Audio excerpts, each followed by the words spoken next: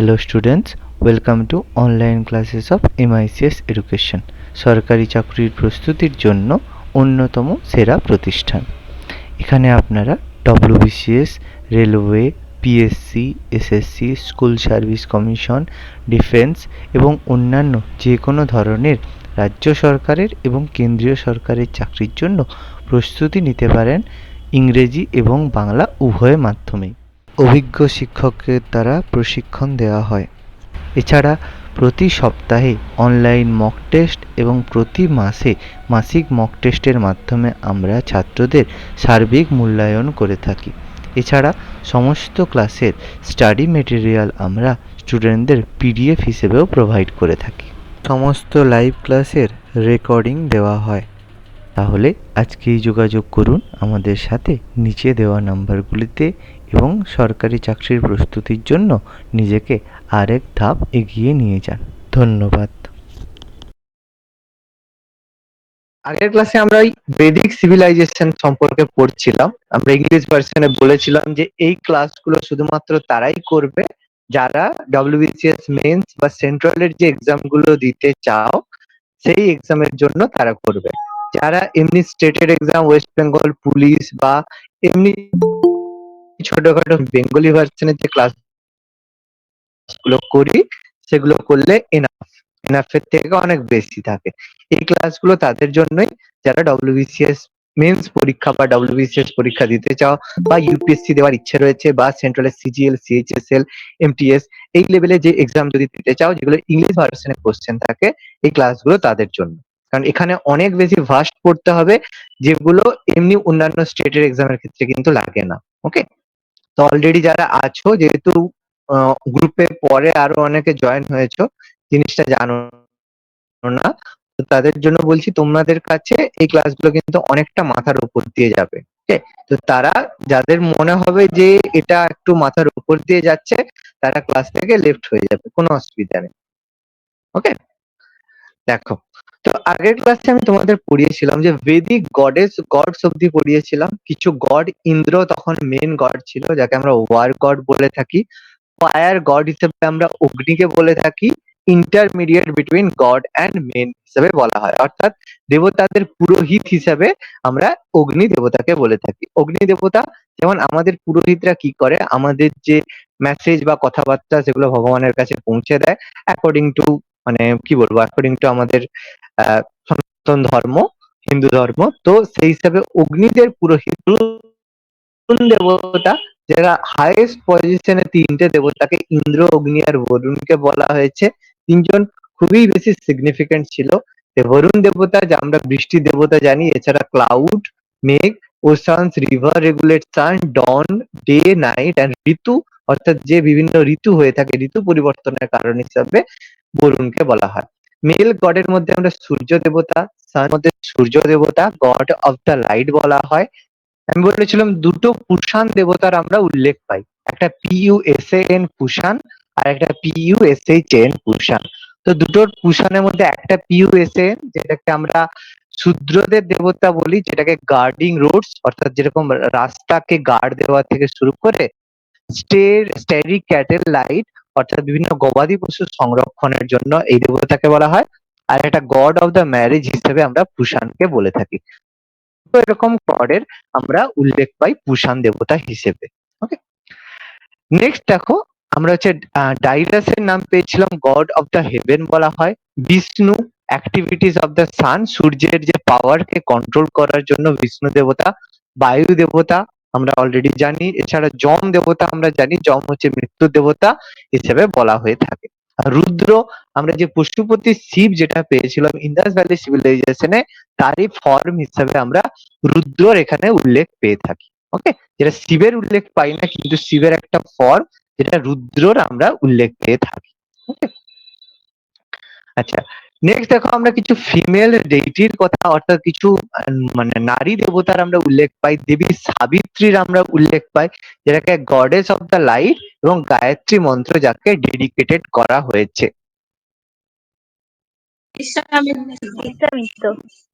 মিত্র, ওকে, তাকে ঋগ্বেদের একটা মন্ডল উৎসর্গ করা হয়েছিল। কোন মন্ডল? দশম মন্ডল। ঋগ্বেদের কততম? তৃতীয় থার্ড মন্ডল। তৃতীয় মন্ডল। থার্ড মন্ডল উৎসর্গ করা হয়েছিল দেবী সাবিত্রীকে। ওকে, এছাড়া উষা দেবী গডেস অফ দ্য ডন, অর্থাৎ স্বর্গের যে মানে ভোরের দেবী উষা দেবী, পৃথিবী গডেস অফ দ্য আর্থ অদি মাতা এবং অন্যান্য দেবীর মাতা হিসেবে দেবী অদিতিকে বলা হয়। বেঙ্গলি ভার্সনের নোটটা দেখবে এগুলো মেনশন করা আছে। যে রাত্রি দেবতা রাত্রি, আর হচ্ছে গডেস অফ দ্য ফরেস্ট আরণ্যয়িনী, আর ইলা বলা হয় goddess of the offering. Offering মানে ইনসেন্স অফ যেগুলো স্যাক্রিফাইস করা হয় সেগুলোকে গডেস অফ দ্য অফারিং বলা হয়। আমরা গডের কাছে স্যাক্রিফাইস করি তো, যে কোনো কিছু যদি হয় তখন যে এই যদি মনস্কামনা পূর্ণ হয় তাহলে হচ্ছে আমি এই 10টা গরু দেবো বা 5টা ছাগল দেবো, এরকম একটা করি তো, অফারিং করি। গডেস অফ দ্য অফারিং বলা হয় ইলা দেবীকে। আচ্ছা, নেক্সট আজকে শুরু হচ্ছে কিংশিপ থেকে। তো আমি অলরেডি বলেছিলাম যে ইন বৈদিক সিভিলাইজেশনে বিভিন্ন ট্রাইব এসে এখানে বসবাস করা শুরু করে। তো বিভিন্ন ট্রাইব এসে আমরা অলরেডি অনেক ট্রাইবের আমরা নাম পেয়েছি, সে ট্রাইব গুলো সম্পর্কে আমরা কম বেশি জানি। ওকে, সে ট্রাইবের মধ্যে পুরো এখানে রয়েছে। সে ট্রাইবের মধ্যে সেই কিং যে হয়ে থাকে, সে কিং কি কি পাওয়ার এনজয় করে থাকে সেটা আমাদের কিছুটা জানতে হবে। যে কিং কেন তৈরি করা হয়েছিল, তার ইম্পর্টেন্স কি, সেটা একটু জানতে হবে। The kingship in the Vedic period seems to be heredity but king did not enjoy unlimited power. দেখো দুটোর মধ্যে পার্থক্য বোঝো। যে ভেদিক পিরিয়ডে কিং যেগুলো ছিল সেগুলো সিমস টু বি হেরিডিটি, মানে কিছু ক্ষেত্রে বংশানুক্রমিক জায়গায় রাজা বসবাস করতো, মানে রাজার ছেলে রাজা হতে পারতো, but they did not enjoy unlimited power. অর্থাৎ সে যা মনে হবে তাই করতে পারবে, এটা কিন্তু কখনোই ভেদিক সিভিলাইজেশনে ছিল না। যেটা পরবর্তী মৌর্যর সময়ে ছিল, গুপ্তর সময়ে ছিল, সেখানে কিং এর কাছে আনলিমিটেড পাওয়ার ছিল। এবং পরে মানে মুঘল এম্পায়ার থেকে দিল্লি সালতানাতেও দেখবো আনলিমিটেড পাওয়ার কিন্তু কিং এর হাতে ছিল। এবং মুঘল এম্পায়ারে unlimited power of the king vested, এটা হয়েছিল আকবরের সময় থেকে, যেটাকে স্বৈরতান্ত্রিক শাসন ব্যবস্থা বলা হয়ে থাকে। যাদের মুঘল পড়া হয়েছে তারা এটা বুঝতে পারবে। King was responsible for the protection of the tribe. তাহলে কিং কে কেন তৈরি করা হয়েছিল? মেন কজ ছিল যে বিভিন্ন ট্রাইব ছিল, সে ট্রাইবদের মধ্যে প্রায় যুদ্ধ লেগে থাকতো। অলরেডি বলেছি, মনে করো যে বিভিন্ন ট্রাইবের আমরা উল্লেখ পেয়ে থাকি, তারা হচ্ছে নিজেদের মধ্যে যুদ্ধ সংঘর্ষের মাধ্যমে বসবাস করত। এবং সেই যুদ্ধের মাধ্যমে এক একটা ট্রাইব এক একটার উপর জয় করে জনপদ গঠন করতো, এবং সেখান থেকেই মহাজনপদ তৈরি হয়েছিল। তো আমরা ব্রাহ্মণের উল্লেখ পেয়েছি। মোট কতগুলো ব্রাহ্মণ উল্লেখ রয়েছে মনে আছে? 17টা। 17, 10 নয়, 17টি ব্রাহ্মণ। আর পুরাণ কতগুলো আছে? 18টা। 18টা পুরাণ আছে। প্রত্যেকটা কোনটা কতগুলো রয়েছে মানে প্রপার কনসেপ্ট দরকার, না হলে কিন্তু যে কোনো সময় পাবে কিন্তু। ওকে, কেয়ারফুল এই জন্য মনে রাখবে। সেরকম একটা বিখ্যাত ব্রাহ্মণ রয়েছে যেটা ঐত্তিরীয় ব্রাহ্মণ আমরা বলে থাকি। সেখানে ডিনোট করা হয়েছে যে kingship in the Vedic age originated as a result of the human needs and the military necessity. অর্থাৎ কিং ঐত্তিরীয় ব্রাহ্মণ অনুযায়ী যে কিংশিপ বৈদিক সভ্যতায় যে রাজার একটা প্রয়োজনীয়তা রয়েছে, যে কিং এর একটা প্রয়োজনীয়তা রয়েছে, এটা কেন? যে মানুষের প্রয়োজনের জন্য এবং মিলিটারি নেসেসিটির জন্য। অর্থাৎ একজন কারো একটা কমান্ডে তো যুদ্ধ করবে, সেই কমান্ডের জন্য মিলিটারিদের জন্য মেনলি রাজাকে তৈরি করা হয়েছিল। এরকম নয় যে রাজার ছেলে রাজা হয়ে সমস্ত ক্ষমতা ভোগ করবে, সেটা নয়। মিলিটারির মধ্যে যদি যে যার নিজের মতো যুদ্ধ করে তো সেক্ষেত্রে তো সমস্যা দেখা দেবে, ঠিকঠাক ভাবে হবে না। তো এই জন্য মিলিটারিদের জন্য মেন প্রয়োজন হিসাবে কিংশিপটাকে তৈরি করা হয়েছিল। In times of peace king dispensed justice and perform sacrifices. এবার কিং কি করে থাকে? বিভিন্ন মানে যখন কেউ মানে শান্তি স্থাপনের সময় জাস্টিস করে থাকে এবং বিভিন্ন স্যাক্রিফাইস বা যাগযজ্ঞে যে আহুতি হয়ে থাকে সেগুলো কিং এর মাধ্যমেই হয়ে থাকে। The ideal of kingship was very high. He was called the Mitra in the kindness. যখন সে দয়া প্রদর্শন করতো তখন তাকে মিত্র বলা হয়, যখন সে ধর্ম প্রদর্শন করতো তখন তাকে বরুণ বলা হয়, এবং যখন সে ভার্লার মানে যুদ্ধ করতো বা শাস্তি দিত তখন তাকে ইন্দ্রর সাথে কম্পেয়ার করা হয়। ভেরি ভেরি ইম্পর্টেন্ট একটা ব্যাপার। ওকে, যে কিংশিপকে রাজাকে বিভিন্ন সময় বিভিন্ন দেবতার সাথে তুলনা করা হয়। যখন সে দয়া প্রদর্শন করে তখন তাকে মিত্র বলা হয়। যখন সে ধর্মের নামে ধর্ম প্রদর্শন করে তখন তাকে বরুণ বলা হয়। যখন সে ভার্লার বা সংহার করে থাকে তখন তাকে ইন্দ্র বলা হয়। অ্যাকর্ডিং টু মনু, মনু মানে যে স্যার, মনুস্মৃতি রয়েছে, অ্যাকর্ডিং টু সে, হ্যাঁ বলো। বলছি কিংসিপ মানেটা কি, মানে রাজার কথা বলছে এখানে? রাজার কথা কিংশিপ বলছে? মানে রাজত্ব। রাজা বলতে রাজত্ব, মানে রাজার যে একটা রাজত্ব ব্যাপারটা রয়েছে, যে রাজার কিংশিপ, মানে কিংশিপ মানে রাজা বলবো না, এটা মানে ভালো বাংলা ভাষায় যে a king has a kingship, মানে রাজার যে এক রকমের পাওয়ার যেটাকে বলে, যে একটা মানে কি বলবো, মানে গর্ব ব্যাপারটা বা স্যার রাজতন্ত্র, স্যার রাজতন্ত্র কি? ব্যাপারটা এক্স্যাক্টলি রাজতন্ত্র বলবো না, মানে অ্যাকচুয়ালি দেখো সবকিছুর বাংলা মানে করা একটা খুব চাপের ব্যাপার। মানে কিংশিপ মানে তুমি যে সাপোজ প্রধানমন্ত্রীর যে প্রধানমন্ত্রিত্ব, ব্যাপারটা সেরকম। রাজার যে রাজত্ব, রাজত্ব মানে ইনসেন্স অফ যে তার যে টেরিটরি আছে সেটা নয়। যেমন টিচারশিপ, একদম টিচারশিপ, একদম সেরকম একদম কিংসিপ একদম হয়। একদম, যেমন টিচারশিপ সেরকম, এটা কারেক্টলি হবে। টিচার যেরকম টিচারশিপ বলে, কিং এর সেরকম কিংশিপ। এরকম নয় যে উইথ কিংডম, তার যে রাজার একটা সত্ত্ব রয়েছে, দৈব মানে রাজার যে সত্ত্ব রয়েছে সেটাকে কিংশিপ বলা হয়েছে। ঠিক আছে, একদম স্যার রাজত্ব বলাটা, বলো। স্যার কিংসিপ মানে রাজত্ব, রাজত্ব বোঝাচ্ছে, পারে না টিচারশিপ না মানে না, এই শিক্ষকত্ব। ব্যাপারটা আমি একটা এই কথাই বললাম যে প্রপারলি মানে ইংলিশ বলো সিনোনিমস বলে কিছু কখনোই হয় না। ইংলিশ স্যার ক্লাসে অধিপত্য, বারবার বলে স্যার অধিপত্য কি? আধিপত্য? অধিপত্য, কিছুটা বলতে পারো আধিপত্য। যেমন টিচার, টিচারশিপটা কারেক্টলি, মানে টিচার যেভাবে টিচারশিপ করে থাকে, কিং এর ক্ষেত্রে এইখানে কিংশিপটা একদম অ্যাপ্রোপ্রিয়েট। বাকি অন্যগুলো কিন্তু স্যাটিসফাই করবে না। রাজার রাজত্ব ব্যাপারটা একটু অন্যরকম শোনায়। রাম রাজত্ব করেছে, রাজত্ব মানে সেখানে রাজার কিন্তু আনলিমিটেড পাওয়ার বা সুপ্রিমেসি বোঝায়। এখানে কিন্তু সেরকম সুপ্রিমেসি কোথাও কিন্তু হোল্ড হয়নি। তাই না? এই মানে প্রপারলি একটা পার্থক্য রয়েছে এখানে, যে প্রথমের দিকে কিং এরকম নয় যে কিং মানে সে সবকিছুর ওপরে, সেরকম নয়। কিং ইন সেন্স অফ সেনাপতি যেরকম কাজ করে থাকে, এখানে কিং এর কিংশিপ সেই লেভেলেরই রয়েছিল। বোঝা গেছে? স্যার, স্যার এই কিংশিপটা বোঝানো যাবে সে গুপ্ত মোগল ওখানে ক্ষেত্রে কিংশিপটা বোঝানো যাবে? ওখানে তো কিং এর না পাওয়ার না, আছে। ওখানে কিং এর পাওয়ার আছে, ওইখানে কিংশিপ অন্য রকমের, যেটা পরবর্তীকালে ডেভেলপ হয়। ল্যাটার বেদিক থেকে কিংশিপটা ডেভেলপ হয়। যেমন হর্ষঙ্ক ডাইনেস্টি, সেখানে কিন্তু পুরো আনলিমিটেড পাওয়ার উপভোগ করছে, সেই জায়গাগুলো থেকে হবে। মানে সেই জায়গায় যেখানে রাজার পাওয়ারটা সুপ্রিম পাওয়ার এসে যাবে, ল্যাটার বেদিক থেকে যেটা মহাজন পদে এসে হবে, সেখানে কিং এর পাওয়ারটা কিংশিপ আনলিমিটেড পাওয়ার। এখানে রাজা ইন সেন্স অফ মিলিটারি নেসেসিটির জন্য প্রবাবলি চান্সটা নেওয়া হয়েছে। বুঝা গেছে? হ্যাঁ স্যার। হ্যাঁ ওকে, স্যার। দেখো, অ্যাকর্ডিং টু মনু মানে মনুস্মৃতি, আমরা জানি একটা law book, Hindu law book, king is the god of the goddess, god of the gods, may be a child king, does not matter, he should not be disregarded. তাহলে বলা হয়েছে মনুস্মৃতি অনুযায়ী king কে সবসময় god of the gods বলা হয়, অর্থাৎ ভগবানেরও উপরে তাকে স্থান দেওয়া হয়েছে। এবং যদি কিং একটা চাইল্ডও হয়ে থাকে তাকেও কিন্তু অসম্মান করা যাবে না। বিভিন্ন ক্ষেত্রে হয়েছে যে রাজার ছেলেকে রাজা বসানো হয়েছে এবং সে নাবালক অবস্থায় ছিল, বালক ছিল, তো সেই অবস্থাতেও কিন্তু তাকেও কিন্তু কোন রকম ডিসরিগ্রেট বা অসম্মান করা যাবে না।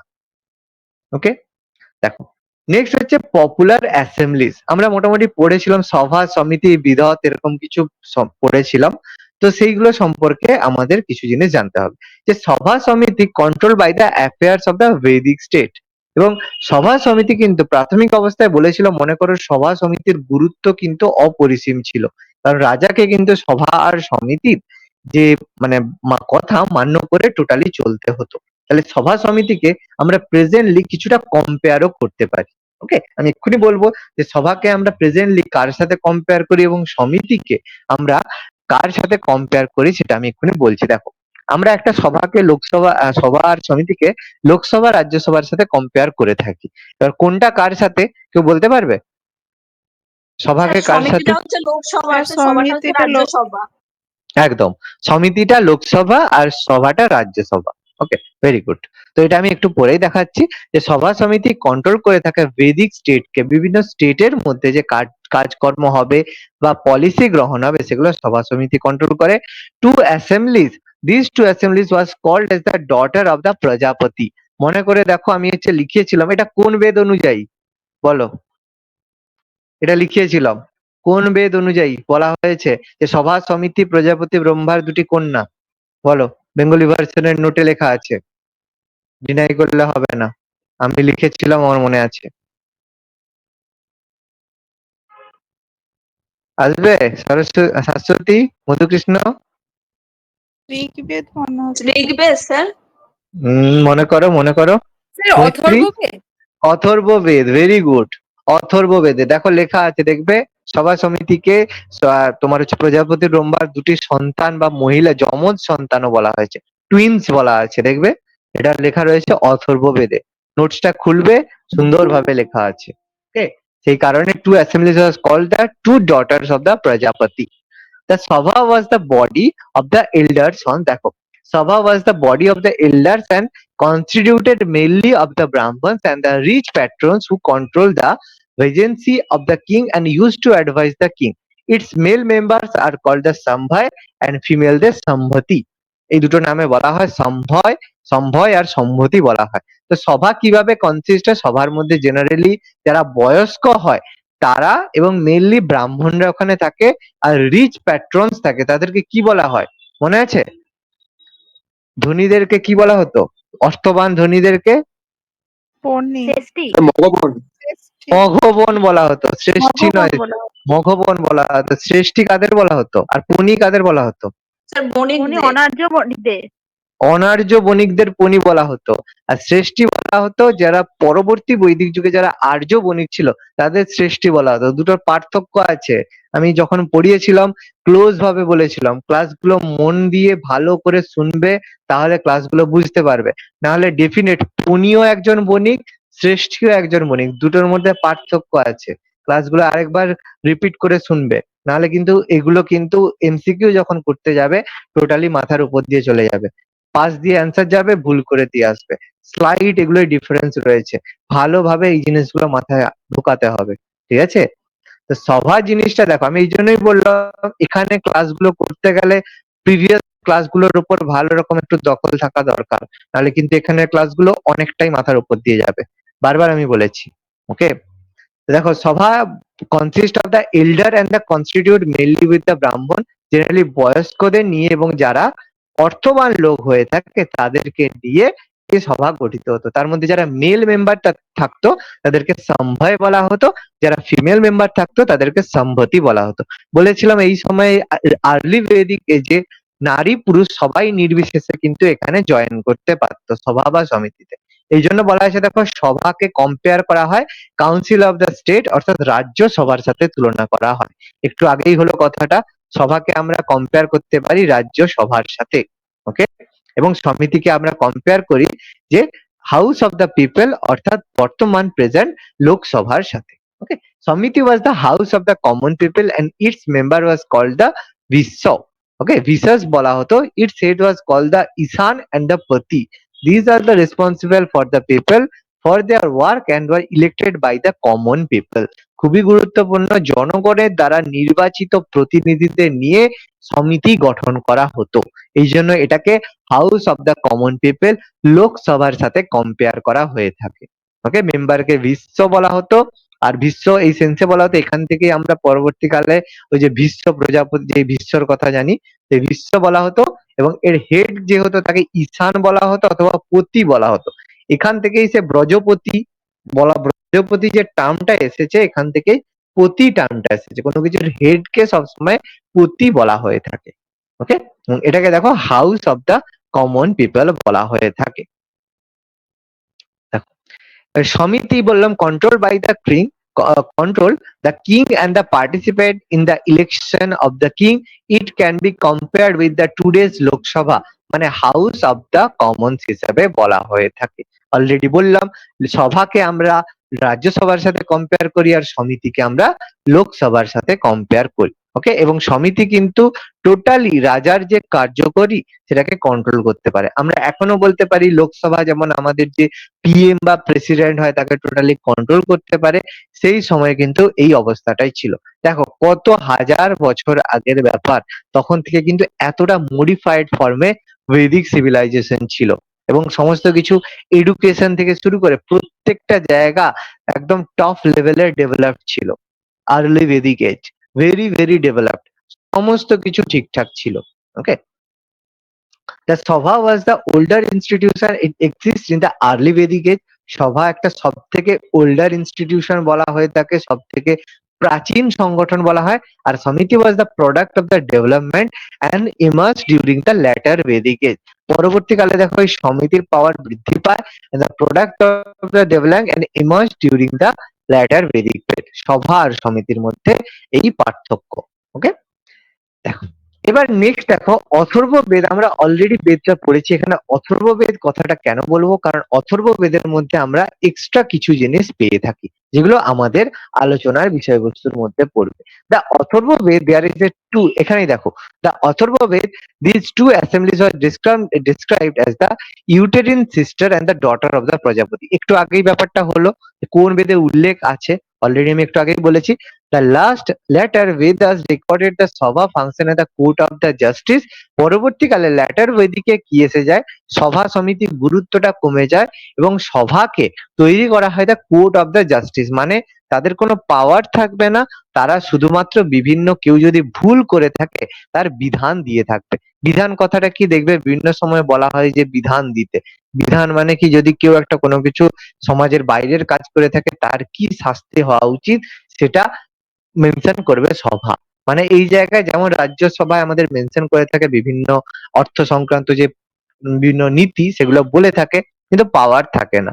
তাহলে এই সভা পরবর্তীকালে কাজ করে এই মনুস্মৃতি অনুযায়ী কোর্ট অফ দ্য জাস্টিস হিসাবে সভা কিন্তু ল্যাটার বৈদিক এজে চলে আসে। এবং অথর্ববেদ আমি বলেছিলাম রিটেন অন দ্য ল্যাটার বৈদিক এজ, পরবর্তী বৈদিক সভ্যতায় কিন্তু অথর্ববেদ লেখা হয়। বিসাইড দিস টু অ্যাসেম্বলিজ, বিদত এবং গণ was also described as the Rigveda. Already বলেছিলাম বিদত, বিদত কিসের জন্য হতো, বিদত কেন তৈরি করা হতো? স্যার ওই যুদ্ধ সহ রাজনৈতিক নীতিগুলো ওখানে স্যার বর্ণিত থাকতো। একদম, যখন যুদ্ধ হতো সেই সময়ে বিদত গঠন করা হতো এবং এই বিদতের পরামর্শ মতো রাজা যুদ্ধ করত এবং যুদ্ধ শেষ হয়ে গেলে এই বিদত সংগঠনকে ভেঙে দেওয়া হতো। ওকে, অলরেডি বলা আছে, এটা ক্লিয়ার। ওকে, বিধতার গণ তৈরি করা হতো, যে বিভিন্ন গ্রামে গ্রামে যে ছোট ছোট যেগুলো সংগঠন করা হতো। সভা দেখো টোটাল একটা জনপদের ক্ষেত্রে সভা হতো, আর গণ কি হতো, যে বিভিন্ন গ্রামের ক্ষেত্রে একটা হেড, সেই জায়গাকে গণ তৈরি করা হতো। দেখো এখানে বলেছিলাম সবচেয়ে সর্বনিম্ন স্তরে গ্রামের উল্লেখ কথা বলেছিলাম, তা গ্রামকে দ্য ভিলেজকে সর্বনিম্ন স্তরে। এ গ্রুপ অফ কুলা ফর্ম এ গ্রাম। ওকে, এটা বলেছিলাম যে ইটস চিফ ইজ কল গ্রামিনী, গ্রামীণ অর দ্য গ্রামিনী। তো বলেছিলাম কুল মানে কি, বিভিন্ন ফ্যামিলি নিয়ে এক একটা কুল গঠন হতো, সেই কুল থেকে এক একটা কুল, বিভিন্ন কুল একসাথে থেকে গ্রাম তৈরি করতো। আমরা জানি যে এই যে দাসপাড়া থেকে দাসপাড়া, বিভিন্ন দাসপাড়া, মন্ডল পাড়া, এরকম বিভিন্ন দাসকুল, মন্ডলকুল এরকম নিয়ে একসাথে একটা গ্রাম তৈরি হয়। ওকে, সেই গ্রামের যে হেড হয় তাকে গ্রামিনী বা গ্রামীণ বা গ্রামিনী বলা হয়ে থাকে। ওকে, মেনশন করা আছে। In the Rigvedic word gram was the used for the villages. ভিলেজকে রেফার করার জন্য গ্রাম ইউজ করা হতো। Gramini was the head of the village, already বললাম। Gramini is called the Vrajapati. একটু আগে যে ব্রজপতি কথাটা বললাম, এখানে যে মানে গ্রামের যে হেড গ্রামিনীকে আমরা ব্রজপতিও বলা হয়ে থাকে, এটা অলরেডি মনে করে মেনশন করা আছে। ব্রজপতি বলা হতো যেগুলো একটু বড় রকমের গ্রাম হতো, সেই গ্রামগুলোকে ব্রজ বলা হতো। এবং সেই ব্রজপতি কি করে হয়, he work an important chain between the king and the subject.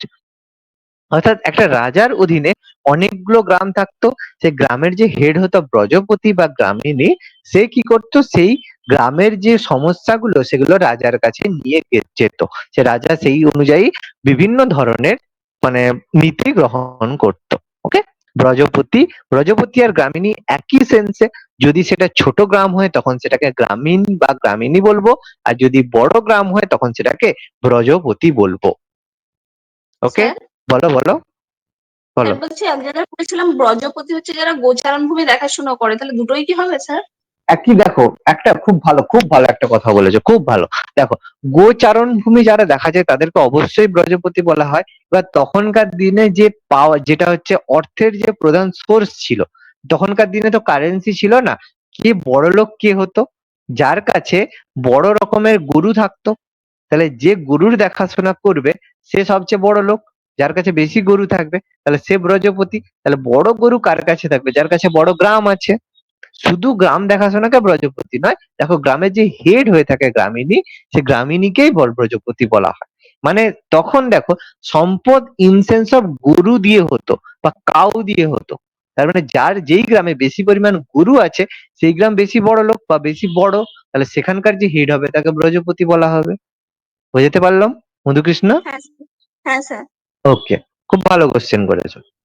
আচ্ছা, তাহলে কাজ করে কি থাকে? বিভিন্ন চেন সৃষ্টি করে, কিং এবং তার সাবজেক্টের মধ্যে চেন ক্রিয়েট করে থাকে। এবার বিভিন্ন গ্রাম নিয়ে তৈরি হতো, অনেকগুলো গ্রাম নিয়ে তৈরি হতো বিস। সেই বিসের যে ফাংশন নট ক্লিয়ারলি, দেখো বিসের function not clearly described in the Rigveda, it organisation larger than the gram, its held was the call the Vishpati. Already বলেছিলাম কয়েকটা গ্রাম নিয়ে বিস গঠিত হয় এবং সেই বিসের যে হেড হয় তাকে বিশপতি বলা হয়ে থাকে।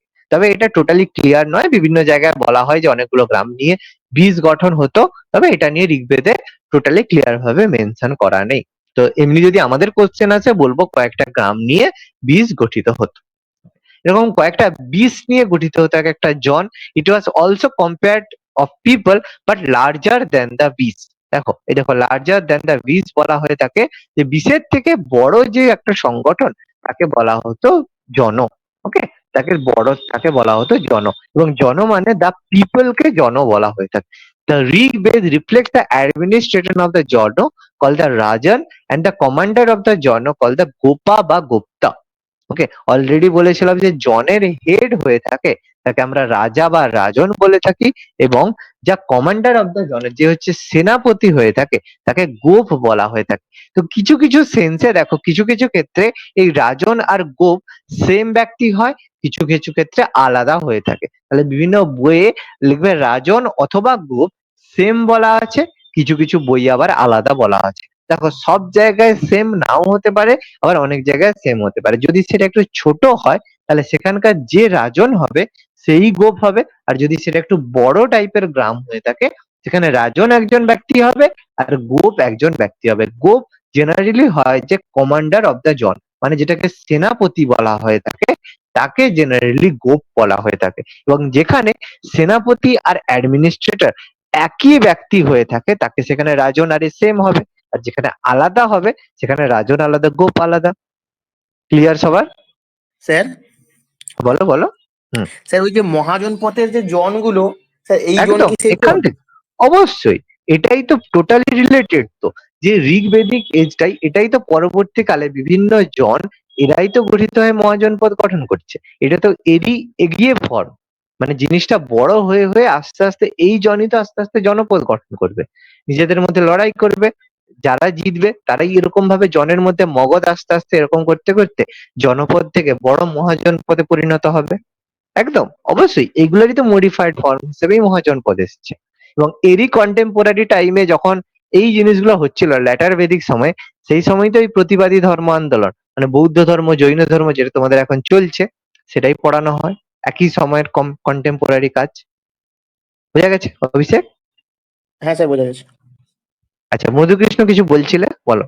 না স্যার, আমি বললাম বুঝতে পেরেছি, আপনি বললেন না। ওকে ওকে ওকে ওকে, দেখো নেক্সট দেখো এবার কি, জনের থেকে একটা বড় রকম সংগঠন সেটা হচ্ছে রাষ্ট্র। রাষ্ট্র কি? According to Rigveda, rashtra was the term used for the whole nation of the state. The rashtra consisted of the several Johns.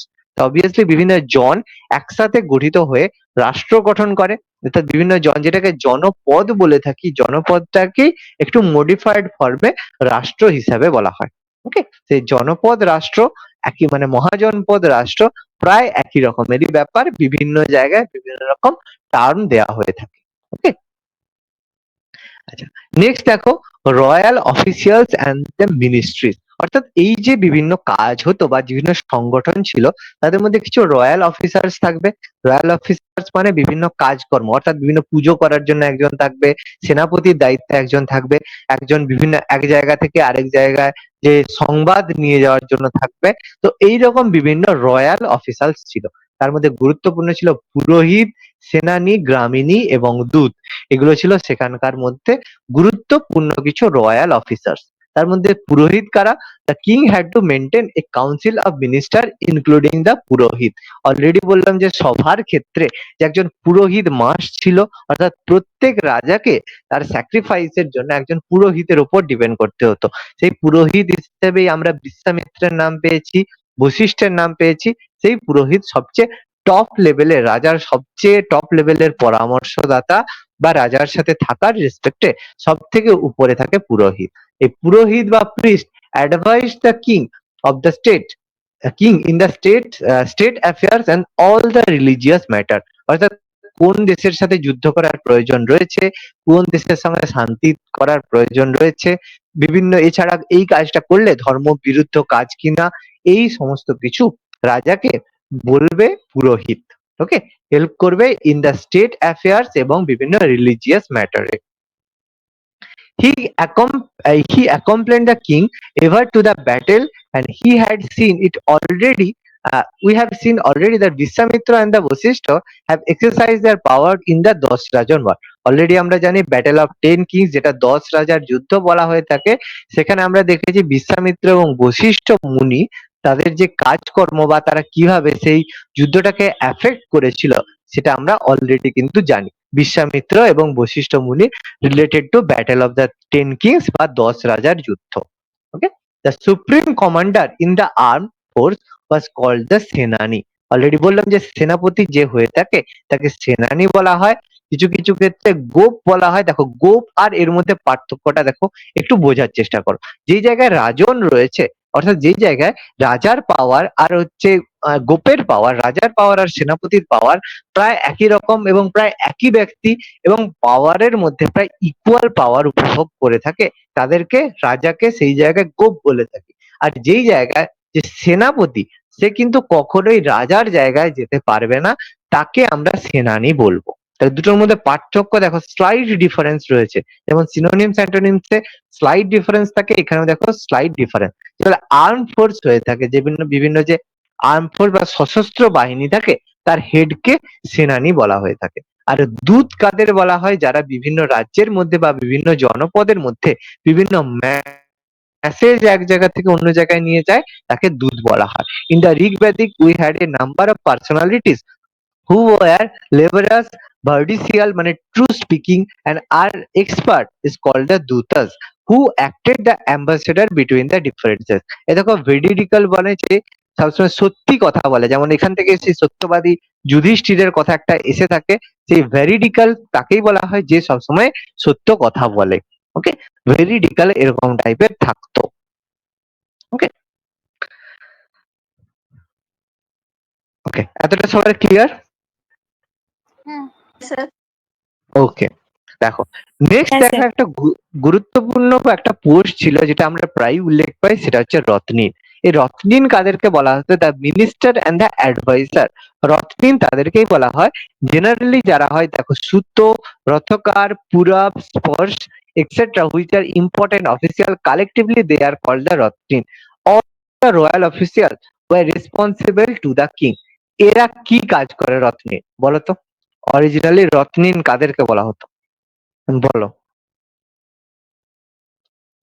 এখানে ঠিকঠাক ভাবে যারা যারা ওই মানে রথ টানতো, মানে রথের মানে কি রথ চালক যারা মেন, ওরাই কি তাই রথ? কি? একটু বলো তো, রত্নীন কাদেরকে বলতো? রত্নীন পোস্ট কি ছিল? রত্নীন কাদেরকে বলা হতো? কে বলবে? মন্ত্রিসভা টাইপের ছিল, যেমন এখনকার মন্ত্রিসভা সেই ধরনের। কেউ হচ্ছে ফৌজদারি এইসব দেখতো, কেউ যুদ্ধর ক্ষেত্রে দেখতো, কেউ রাজাকে যারা পরামর্শ দান করতেন। রাজাকে যারা মেনলি পরামর্শ দান, একদম। দেখো রাজাকে পরামর্শ দানের ক্ষেত্রে ratnin the minister and the adviser, অর্থাৎ পুরোহিত তো পরামর্শ দিত, এর সাথে সাথে যারা আলাদাভাবে রাজাকে পরামর্শ দিত, দেখো একজনের পরামর্শ নিয়ে তো যারা চলবে না, যেমন সে নবরত্ন আমরা জানি পরবর্তীকালে পেয়েছি, সেরকম টাইপের রত্নীন তারাই হতো যারা জেনারেলি কি হতো, রাজাকে প্রধান পরামর্শ দিত, তাদেরকে রত্নীন বলা হতো।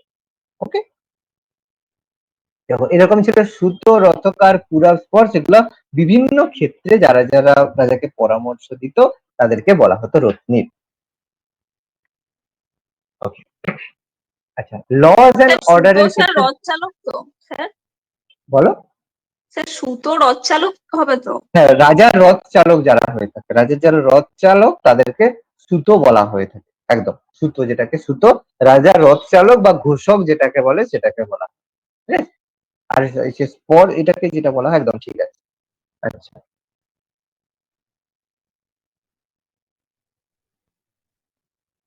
নেক্সট হচ্ছে ল অ্যান্ড অর্ডার, যেটা protection of the people was the sacred duty of the gang. Originally সেই সময় রাজার দায়িত্ব ছিল প্রোটেকশন অফ দ্য পিপল, অর্থাৎ যে জনগণ রয়েছে তাদের সংরক্ষণ করা রাজার উল্লেখ ছিল। এই যে সংরক্ষণ করে তার রেসপেক্টে রাজাকে পিপলরা দিত একটা ট্যাক্স, যেটাকে বলি বলা হতো, যেটাকে ট্রিবিউটস অর দ্য ট্যাক্স, যেটা ছিল রাজাকে বলি দিতে হতো। এটা দেখো ঐচ্ছিক ট্যাক্স ছিল, যে যারা মনে করবে যে না রাজা ভালো কাজ করেছে তারা রাজাকে বলি দিতে পারতো। The bali was a kind of tax paid in the both of the cash and the kind. বিভিন্ন ক্ষেত্রে দেওয়া হয়, কেউ গরুর মাধ্যমেও দিতে পারতো, কেউ ক্যাশের মাধ্যমে। ক্যাশ মানে ইন সেন্স অফ তোমার হচ্ছে ওই মানে গরুর কথাই বলা হচ্ছে। আবার কেউ যদি নিজের প্রপার্টি বলো, অর্নামেন্টস বলো, সেভাবেও রাজাকে ট্যাক্স হিসেবে দিতে পারতো। ওকে, এবার ল অ্যান্ড জাস্টিসের মধ্যে justice was based on the ধর্ম। তো সেখানে একটা ধর্ম ছিল, বৈদিক ধর্ম অনুযায়ী হতো। The king administered justice with the assistant of the legal adviser including his purohita. Already বললাম যে পুরোহিত পরামর্শ দিত বিভিন্ন ক্ষেত্রে। কেউ যদি কোনো কিছু ভুল বা দণ্ডজনক কাজ করে থাকে তখন পুরোহিতের কথা মতো তাকে দণ্ড দেওয়া হতো, এবং এগুলো mention in the Manusmriti. Only hardcore criminals are giving in the capital punishment. Capital punishment মানে কি? ক্যাপিটাল স্যার পানিশমেন্ট মানে কি? রাজদণ্ড। এটাকে রাজদণ্ড। মৃত্যুদণ্ড, মৃত্যুদণ্ড বলা হয়। রাজদণ্ড ব্যাপারটা, এবার capital punishment in sense of যারা হার্ডকোর ক্রিমিনাল হতো তাদেরকে মৃত্যুদণ্ড বলা হতো। এই জন্য এটাকে ক্যাপিটাল পানিশমেন্ট বলা হয়। এটা সব থেকে বড় ক্যাপিটাল পানিশমেন্ট হয়ে থাকে। আচ্ছা, okay, general conflicts were solved by the gramini and the arbitraries of the gram panchayat. যদি গ্রামের মধ্যে কিছু হয় সেগুলো জেনারেলি গ্রামিনী সলভ করে থাকে, এবং অ্যাট্রিবিউটস টু দ্য গ্রাম পঞ্চায়েত। কিছু কিছু ক্ষেত্রে গ্রাম পঞ্চায়েত এখন আমাদের রয়েছে, যে যদি গ্রামের কিছু সমস্যা হয় গ্রাম পঞ্চায়েত করে থাকে। জেনারেলি আমাদের এদিকে হয় না, অনেক জায়গায় আছে গ্রাম পঞ্চায়েত কিন্তু প্রায় বসে। যাদের একটু প্রত্যন্ত গ্রাম থাকে, যে এর গরু কারো যে খাবার খেয়ে নিল, তখন সে গ্রাম পঞ্চায়েতের কাছে গেল, তখন গ্রাম পঞ্চায়েত বললো এই এত টাকার ক্ষতিপূরণ দিয়ে দাও। ওকে, এবং সেটা যদি না মিটে, বলে না আমার এত ক্ষতি করেছে, তখন এবার কোর্টে যাও। ছোটখাটো জিনিস হয়ে থাকে যেগুলো গ্রাম পঞ্চায়েত সলভ করে থাকে। তাহলে criminal was subject to the fire and the water deals. কিছু কিছু ক্রিমিনালকে যে অগ্নি পরীক্ষা দিতে হতো, আমরা সীতার অগ্নি পরীক্ষার কথা কম বেশি সবাই জানি। অগ্নি পরীক্ষা দিতে হতো, জল দিতে হতো। বিভিন্ন রকমের ছিল, যে জল পরীক্ষা বা অগ্নি পরীক্ষার মাধ্যমে কেউ যদি সফল হয় তার মানে সে শুদ্ধ বা সত্যি কথা বলছে। তো এরকম জিনিস তখনও ছিল, মানে এখন আর নেই সেভাবে, এখন অনেক রকমের অন্য ব্যাপার চলে এসছে। Number of criminal crimes such as the theft, burglary, highway robbery, cheating, especially gambling are mentioned. Cattle lifting was the commonest of the all.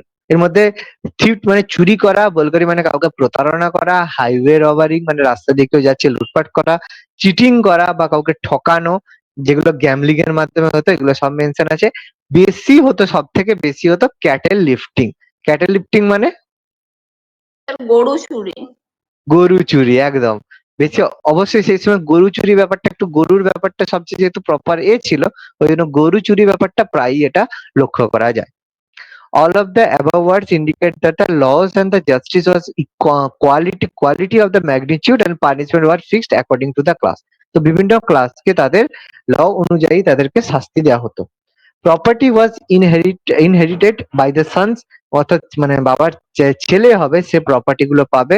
King was not the owner of the all land, it ownership was with the people. অর্থাৎ এরকম নয় যে রাজার আছেই, সমস্ত জমির মালিক যে রাজা হবে এটা কিন্তু ছিল না। এটা ছিল রাজা শুধু তার রক্ষণাবেক্ষণ করবে, রাজা কিন্তু তার মালিক হতো না। এটা কিন্তু পরবর্তীকালে দেখো তোমরা এর সময় মৌর্য সাম্রাজ্যে চন্দ্রগুপ্ত মৌর্যের সময় থেকে কিন্তু এগুলোকে টোটালি যে রাজা হবে তার সম্পত্তি ম্যাক্সিমামটা হবে, এবং রাজা যদি মেনশন করে যে এটা রাজা সম্পত্তি নয় তাহলে হবে। রাজা যদি মনে করে যে কোনো সম্পত্তি কিন্তু ওরা দখল করতে পারত। Okay, law and justice total clear সবার? হ্যাঁ স্যার। স্যার ওকে, এবার কিছু কিছু টার্ম যেগুলো অলরেডি তোমাদের বলেছিলাম যে কোন টার্ম কতগুলো মেনশন রয়েছে। তার মধ্যে ওম কথাটা সবচেয়ে বেশি বার রয়েছে 1028 বার, ব্রহ্ম কথাটা রয়েছে 14 বার, ক্ষত্রিয় কথাটা 9 বার, বৈশ্য কথাটা 1 বার, শূদ্র কথাটা 1 বার, অশ্ব কথাটা 315 বার রয়েছে, গো গো গো কথাটা রয়েছে 176 বার, গঙ্গা, সমুদ্র, যমুনা, গঙ্গা কথাটা রয়েছে 1 বার, যমুনা কথাটা রয়েছে 3 বার। এছাড়া কুল্প বা কুল কথাটা রয়েছে 1 বার, রাজ্য কথাটা 1 বার, আর হচ্ছে বিষ কথাটা 171 বার, জন কথাটা 275 বার।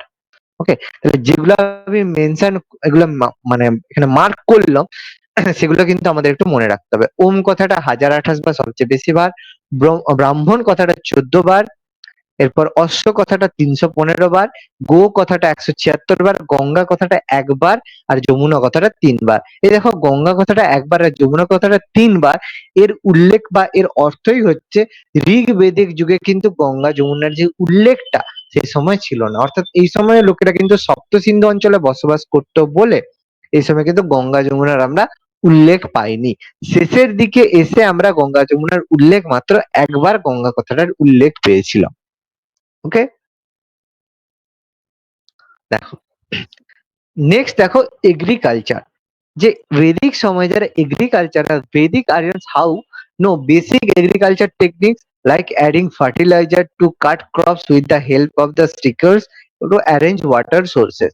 বৈদিক সভ্যতার লোকেরা এগ্রিকালচার সম্পর্কে সমস্ত পদ্ধতি জানতো।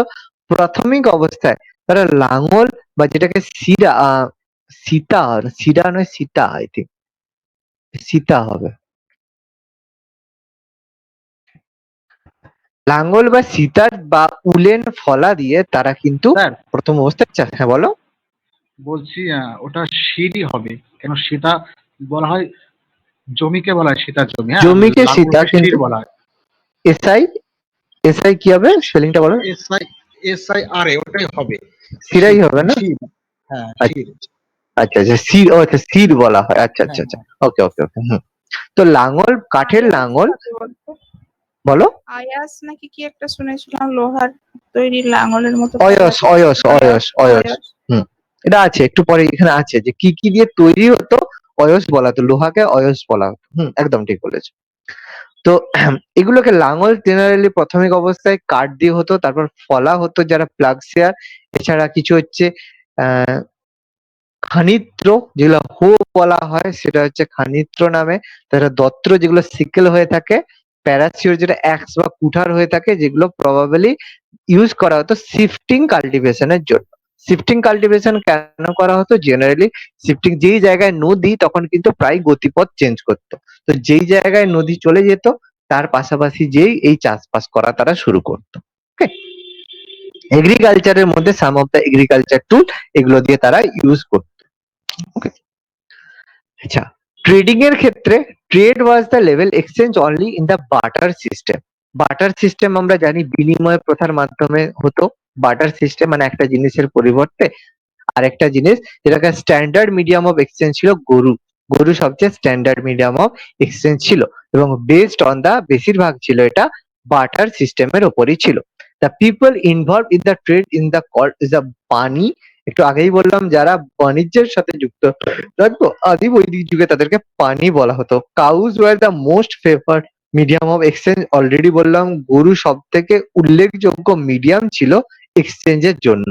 ওকে, the priest received cows, horses and the gold ornament fees for their performance sacrifices. Already আমরা জানি যে পুরোহিত যারা হয় তারা যে যাগযজ্ঞ করত তার দক্ষিণা হিসেবে তারা গরু, ঘোড়া এবং বিভিন্ন গোল্ড অর্নামেন্টস পেত। এই গরু জমা করতে করতেই তারা একসময় বড়লোক হয়ে গেল, মানে ধনবান হলো এবং সেখান থেকে পরবর্তীকালে গোত্র শব্দটার উল্লেখ চলে আসে। বিভিন্ন পৃষ্ঠের কাছে এইভাবে গরু বেশি পরিমাণ চলে গেল ল্যাটার বৈদিক এজে এবং সেখান থেকে গোত্র শব্দটা মিনিংটা চেঞ্জ হয়ে যায়। ওকে, দেখো নেক্সট আমাদের আসবে ল্যাটার ভেদিক এজ, যেটা জেনারেলি 1000 থেকে 600 বিসির মধ্যে আমরা এই টাইমটাকে ল্যাটার ভেদিক এজ বলে থাকি। The period that followed the Rig Vedic is known as the later Vedic page. এই সময় উইটনেস দ্য থ্রি বেদাস, যেটা সংহিতা নাম মেনশন করে, তার মধ্যে সামবেদ, যজুর্বেদ এবং অথর্ববেদ এই সময়ে রচনা করা হয়। আর্লি বেদিক এতে আমরা বললাম যে বিভিন্ন ঋগ্বেদ রচনা করা হয়েছিল আদি বৈদিক যুগে, পরবর্তী বৈদিক যুগে এসে সামবেদ, যজুর্বেদ এবং অথর্ববেদ রচনা করা হয়। ওকে, বলেছিলাম এর মধ্যে প্রথম তিনটা বেদ আর্যদের দ্বারা রচিত এবং পরবর্তী বেদগুলো অথর্ববেদ অনার্যদের দ্বারা রচিত। Along with the Brahmans and the Upanishads and all the four Vedas written in the latter Vedic age. দেখো আর্লি বেদিক এজে ঋগ্বেদ সব থেকে ইম্পর্টেন্ট, আর অথর্ব বেদে এসে উপনিষদ এবং অল দা ফোর বেদেস, এখানে অল দা ফোর বেদাস যেগুলো উপবেদ বলা হয়ে থাকে, সেই উপবেদ আমি বলেছিলাম মনে করো, সেই উপবেদ গুলো কিন্তু ল্যাটার বেদিক এজে এসেই লেখা হয়। ওকে, আর চারটে বেদেরই উপনিষদ পার্টটার যে ফিলোসফিক্যাল যে সিগনিফিকেন্স যেগুলো, সেটা কিন্তু এই বেদ একদম ল্যাটার বেদিক এজে এসেই লেখা হয়। ওকে, নেক্সট দেখো জিওগ্রাফিক্যাল এক্সপেনশন। অলরেডি এটা জানি। দেখো আর্লি বেদিক এজে এসে তারা সপ্ত সিন্ধু অঞ্চলে বসবাস করতো, ল্যাটার বেদিক এসে তারা গঙ্গেটিক বেসিনে বসবাস করা শুরু করে, অর্থাৎ গঙ্গেয় উপত্যকায় এসে তারা বসবাস শুরু করে। During the later Vedic period the Aryan move into the eastward of the and the southward areas. The literature of the period memories mention in the Arabian Sea, the Vindhyan range and the northern plain of the Ganga Jamuna Doab. তো already বলেছি যে তারা প্রথমে সপ্ত সিন্ধু অঞ্চলে বসবাস করতো, পরবর্তীকালে তারা বিন্ধ্য পর্বত থেকে এগিয়ে এসে গঙ্গা যমুনা দোয়াব অঞ্চলে এসে বসবাস শুরু করে। দুটো জায়গায় আমি প্রথম ক্লাসেই তোমাদের পিকচার হিসেবে দেখিয়েছিলাম যে কোন জায়গায় প্রথমে তারা বসবাস করতো, তারপরে এসে তারা কতটা বসবাস করে, কোনটাকে আর্যবর্ত কোনটাকে ব্রহ্মবর্ত বলা হয়, অলরেডি তোমাদের বলা হয়েছে। In the first Aryan, in the East, Aryan habituated Oudh region after they established entered into the Bihar. তো এখানে প্রথমে তারা অযোধ্যা বা অদে বসবাস করা শুরু করে।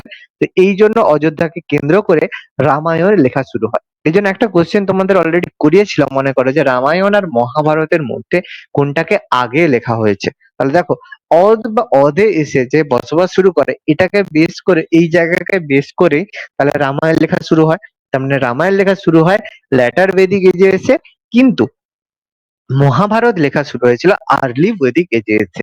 আর্লি বেদিকের রাজা রাজনের ব্যাপারগুলো যেগুলো রয়েছে সেগুলো কিন্তু একদম আর্লি বেদিক সময়। এই জন্য রামায়ণ মহাভারতের মধ্যে কোনটা আগে লেখা শুরু হয় যদি বলা হয়, তাহলে সেটা কিন্তু মহাভারত আগে লেখা শুরু হয়, রামায়ণ কিন্তু পরে লেখা শুরু হয়। সবসময় এটা মাথায় রাখবে। ওকে, হ্যাঁ বলো। স্যার বলছি যে ঋগ্বেদের পরে যদি সৃষ্ট প্রথম মহাকাব্য বলা হয় তাহলে এটা কি লিখবো, রামায়ণ না মহাভারত? না, এইভাবে কোশ্চেন আসবে না ঋগ্বেদের পরে, এইভাবে কোশ্চেন আসবে না যে দুটো মহাকাব্যের মধ্যে কোনটা আগে। পেয়েছো যে ঋগ্বেদের পরে মহাকাব্য লেখা হয়, হ্যাঁ স্যার, তাহলে মহাভারত, ছিল। তাহলে মহাভারত, একদম মহাভারত। ঠিক আছে, কারণ ঋগ্বেদ সবার আগে লেখা হয়েছে, তারপরে মহাভারত লেখা হয়, একদম শেষে এসে এপিকের মধ্যে রামায়ণ হয়। যদি এরকম কোশ্চেন পাও, অপশন রামায়ণ মহাভারত থাকলে মহাভারত করবে। ওকে, দেখো এরা আর্যরা এসে অদ অঞ্চলে বসবাস শুরু করে, যেটা বিহারে অবস্থিত। A proof of the eastward marches given to the Saptartha Brahmana, Shatapatha ব্রাহ্মণ যেখানে রয়েছে, এখানে স্টোরি রয়েছে অগ্নি এবং বিদেহর মধ্যে through the story of the Shatapatha Brahmana, যেটা আমরা অলরেডি ব্রাহ্মণের পাঠটা পড়েছি, সেখান থেকে জেনেছি যে আর্যরা এসে অযোধ্যা অঞ্চলে বসবাস শুরু করে। এটা আমরা শতপথ ব্রাহ্মণে পাই, যেখানে অগ্নি এবং বিদেহর একটা গল্প রয়েছে, সেই গল্পের মাধ্যমে এটার যে প্রুফ যেটা আমরা পেয়ে থাকি। ওকে, এবং দ্য ল্যাটার বেদিক এজকে আমরা তিনটে পার্টে ডিভিশন করে থাকি। ল্যাটার বেদিক একটা হচ্ছে আর্যবর্ত, মধ্যবর্ত এবং দক্ষিণাপথ। অর্থাৎ আর্যভট্ট কাকে বলা হয়, নর্দার্ন ইন্ডিয়াকে আর্যভট্ট বলা হয়, আর মধ্যাবর্ত বলা হয় সেন্ট্রাল ইন্ডিয়াকে, এবং দক্ষিণাপথ বলা হয় এটাকে সাউথ ইন্ডিয়াকে বলা হয়। যেটা ল্যাটার বেদিক এজে এসে লেটার বেদকে আমরা এই তিনটে এজে ভাগ করে পাই, তিনটে জায়গাকে। আমরা প্রথম অবস্থায় আর্যাবর্ততেই দেখলাম বেশিরভাগ টোটাল যে জায়গাগুলো বা রিলেটেড আর্যাবর্ততে ছিল। এখানে ল্যাটার বেদিকে এসে আর্যভট্ট, মধ্যদেশ এবং দক্ষিণ পথ, এই তিনটে পার্টে ভাগ করা হয়, নর্দার্ন ইন্ডিয়া, সেন্ট্রাল ইন্ডিয়া আর সাউদার্ন ইন্ডিয়া। আর্যাবর্ত, মধ্যদেশ আর দক্ষিণ পথ।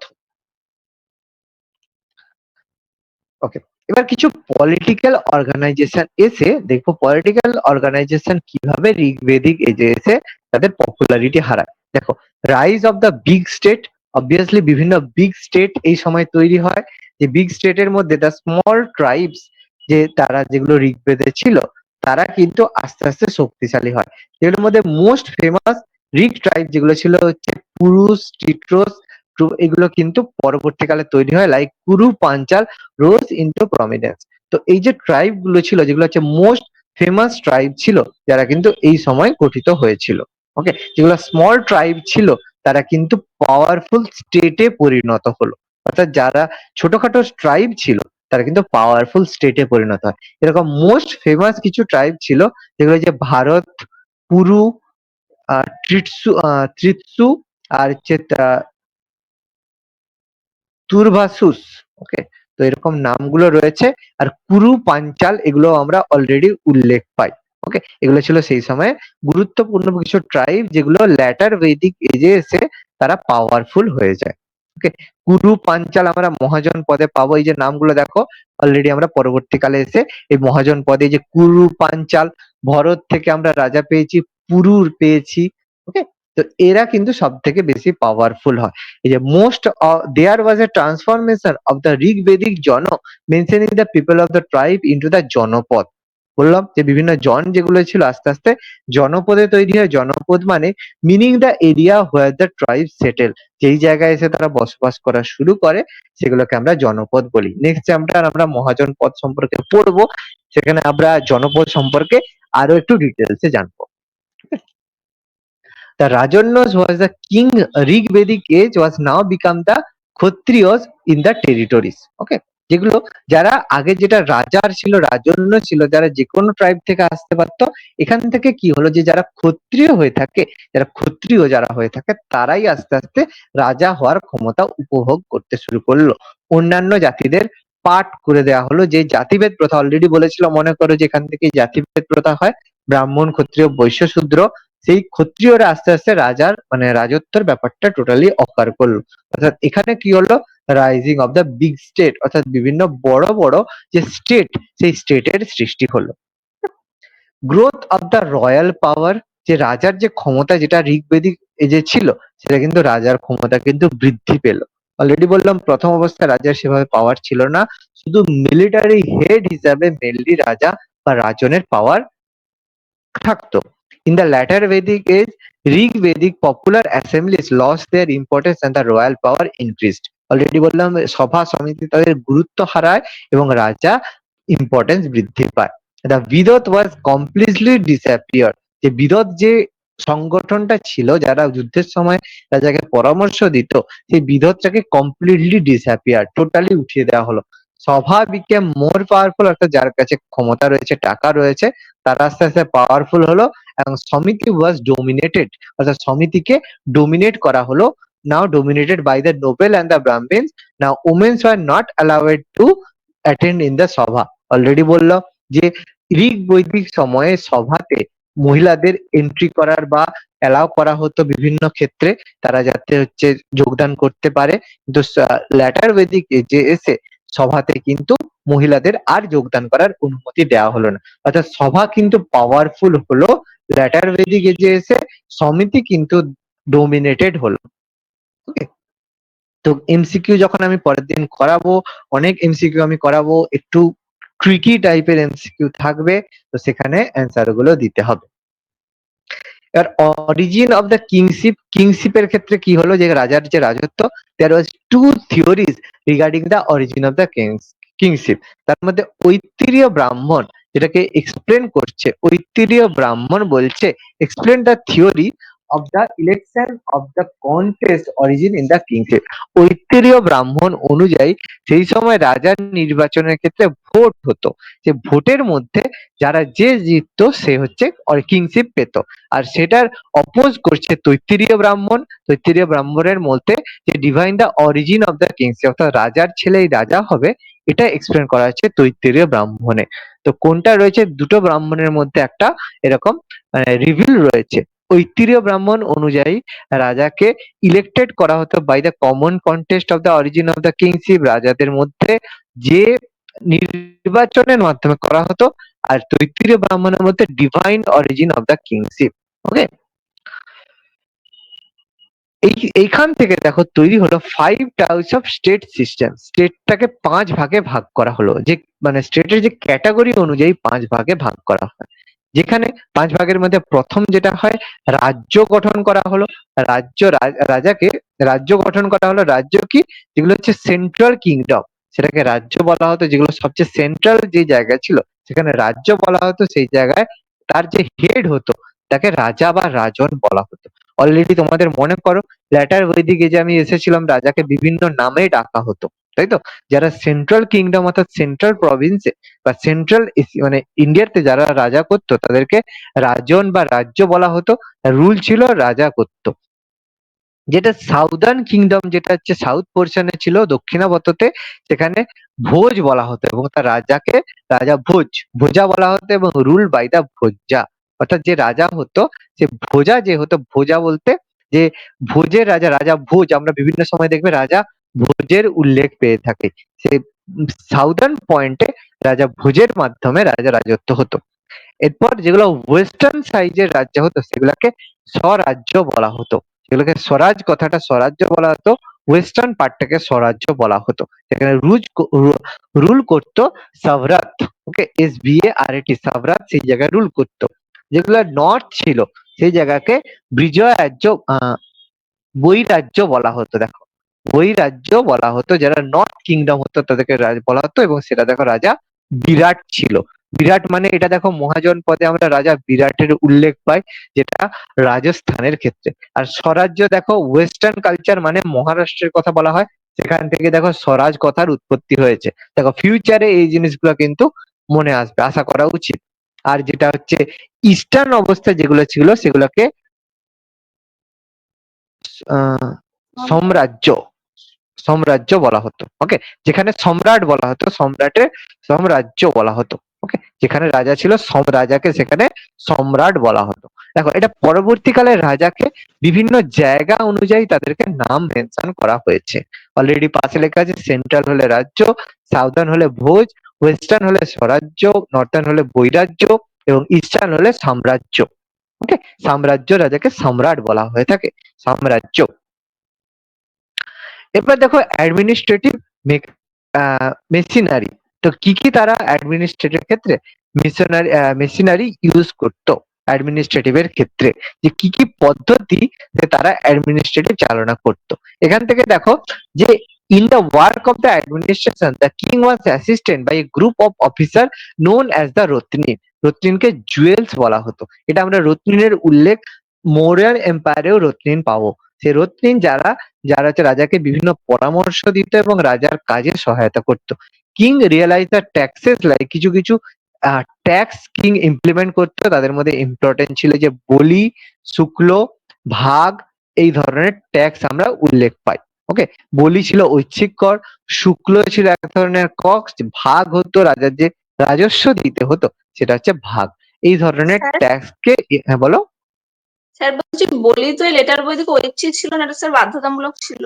একদম, প্রথম আর্লি বৈদিক এজে এসে এটা ঐচ্ছিক ছিল, পরবর্তী বৈদিক এসে এটাকে বাধ্যতামূলক করা হয়, অর্থাৎ দিতেই হবে। বুঝা গেছে? আর্লি বৈদিক এজে বলেছিল ঐচ্ছিক কাজ, পরবর্তী বৈদিক এজে এটা হলো বাধ্যতামূলক করা হলো। শুল্ক ভাগ ওগুলো কি বাধ্যতামূলক? না, শুল্ক অবশ্যই, শুল্ক ভাগ তো হবেই। শুল্কগুলো তোমার রাজস্ব ট্যাক্স ছিল, রাজস্ব যেগুলো আদায় করা হতো সেটা ছিল। আর বলিটা ঐচ্ছিক ছিল প্রাথমিক অবস্থায়। যারা রাজার যে প্রজারা থাকতো তারা রাজাকে বলি দিত নিজের পছন্দ মতো। আর শুক্ল তো রাজস্ব, তুমি যদি রাজার জমি চাষ করো তোমাকে ট্যাক্স দিতে হবে, না করলেও ট্যাক্স দিতে হবে। তোমার যে রাজার জমি ট্যাক্স করলে সেটা থেকে তুমি এক ধরনের ট্যাক্স পাবে, আর তোমার যদি নিজস্ব জমি হয় সেখান থেকে তুমি কম ট্যাক্স দিবে। রাজার জমি চাষ করলে বেশি ট্যাক্স তোমাকে দিতে হবে। বুঝা স্যার গেছে? ভাগটা কি বলুন না স্যার, ভাগটা কি? ভাগ হচ্ছে ট্যাক্স ছিল 50% ট্যাক্স দিতে হতো। যে রাজার জমি চাষ করলে সেটা ছিল ভাগ ছিল। আর শুল্ক তুমি যে এটা চাষ করার ক্ষেত্রে তুমি যদি নিজের জমি চাষ করো তোমাকে তখন 1/3 বা হচ্ছে তোমার 1/10 দিতে হতো। তো সেটা হচ্ছে শুক্লের মধ্যে ছিল। এটা বিভিন্ন সময় ভ্যারি করেছে। ওকে, তাহলে তিনটেই স্যার ল্যান্ড রিলেটেড হবে তো, মানে জমির তিনটেই জন্য ল্যান্ড তিনটে দিতে হবে? না, বলিটা তো ল্যান্ড রিলেটেড নয়। বলি তুমি যে রাজার সাম্রাজ্যে আছো সেই জন্যই তোমাকে বলি ট্যাক্স দিতে হবে। বলি তোমার জমি রিলেটেড নয়। ল্যান্ড ট্যাক্স বললে বলিটাকে মানে ল্যান্ড ট্যাক্স সেগুলোকেই বলে যে যেখানে চাষ রিলেটেড থাকে। তুমি যে আমরা দেখো খাজনা দিই আর বিভিন্ন ধরনের ট্যাক্স দিই, দুটোর মধ্যে পার্থক্য থাকে। খাজনা যেটা দিতে হয় তুমি ইন্ডিয়াতে আছো সেই হিসাবে তুমি খাজনা দিচ্ছ, কিন্তু তুমি যারা চাষ করলো তখন যে তুমি ট্যাক্স দিলে দুটো কিন্তু টোটালি একই রকমের ট্যাক্স নয়। একটা রিলেটেড টু এগ্রিকালচার, একটা রিলেটেড টু ইনহেরিটেন্ট। বোঝা গেছে? চাষিরা কি স্যার তিনটেই দিত, মানে ওরা তো বাসও করতো আবার চাষও করতো? চাষও করতে তাহলে তিনটেই দিতে হবে, সবাইকে তিনটেই দিতে হবে। দুটোর মধ্যে পার্থক্য স্লাইড রয়েছে। ঠিক আছে?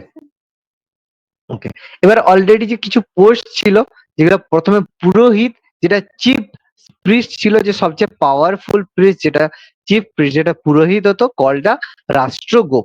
যে রাষ্ট্রের গোপ দেখো, পুরোহিত দেখো পপুলার হয়ে গেল রাষ্ট্রের গোপের মতো, মানে কতটা বেশি পাওয়ারফুল হলো দেখো। সেনানি যেহেতু supreme commander of the army যেহেতু তাকে সেনানি বলা হতো, অর্থাৎ রাজার পাওয়ার এখানে যতটা বেড়ে গেল তখন কিন্তু আর সেনানি কখনোই কোনো সেন্সে রাজার কাছাকাছি যেতে পারবে না। তাহলে তার পাওয়ারটি শুধুমাত্র সেনাপতিতেই সীমাবদ্ধ থাকলো। Vrajapati officer in charge of the যেগুলো প্যাস্টিওর ল্যান্ড থাকে, অর্থাৎ বিভিন্ন গ্রাম বা যেগুলো জন হয়ে থাকে সেই জায়গায় হেড হিসেবে ব্রজপতি হয়ে থাকে। আর যেগুলো মানে যেই গোচারণ ভূমি হয়ে থাকে, প্যাস্টিওর ল্যান্ড বলা হয় যেগুলো গোচারণ ভূমি, তার হেড হিসেবে তাকে নিযুক্ত করা হলো। এরপর কিছু হয় আহ জীবাগ্রিপা, আচ্ছা, যারা পুলিশ যারা হয়ে থাকে পুলিশ অফিসার তাদের হচ্ছে জীবগ্রীভা। আচ্ছা, জীবগ্রীভা বলা হয়ে থাকে যারা পুলিশ হয়ে থাকে। ওকে,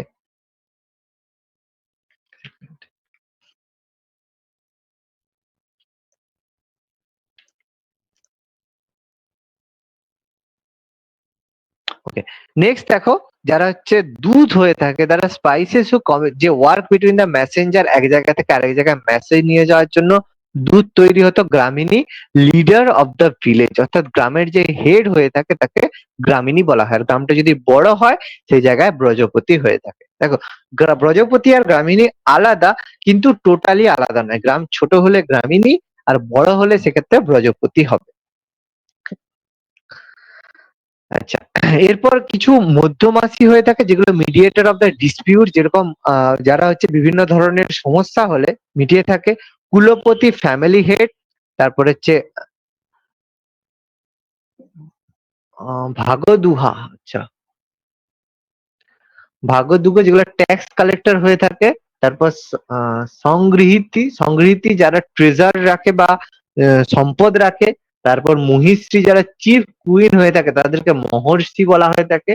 তারপর সুদ যারা চ্যারিয়েটার, যারা রথ চালায়, একটু আগে বলছিলে সুত, সেই জন্য এই যে কর্ণকে দেখবে সুত পুত্র বলা হতো, কারণ তার বাবা হচ্ছে ওই রথ চালাতো, তাই তো? কার রথ চালাতো কর্ণের বাবা? বিশ্বে মনে, বিশ্বের রথ চালাতো। ভেরি গুড, ভেরি গুড, মনে রেখেছো, ভেরি গুড। তো বিশ্বের চালাতো। ওকে, বিশ্বের রথ চালাতো। নামটা কি ছিল বলতো তার বাবার?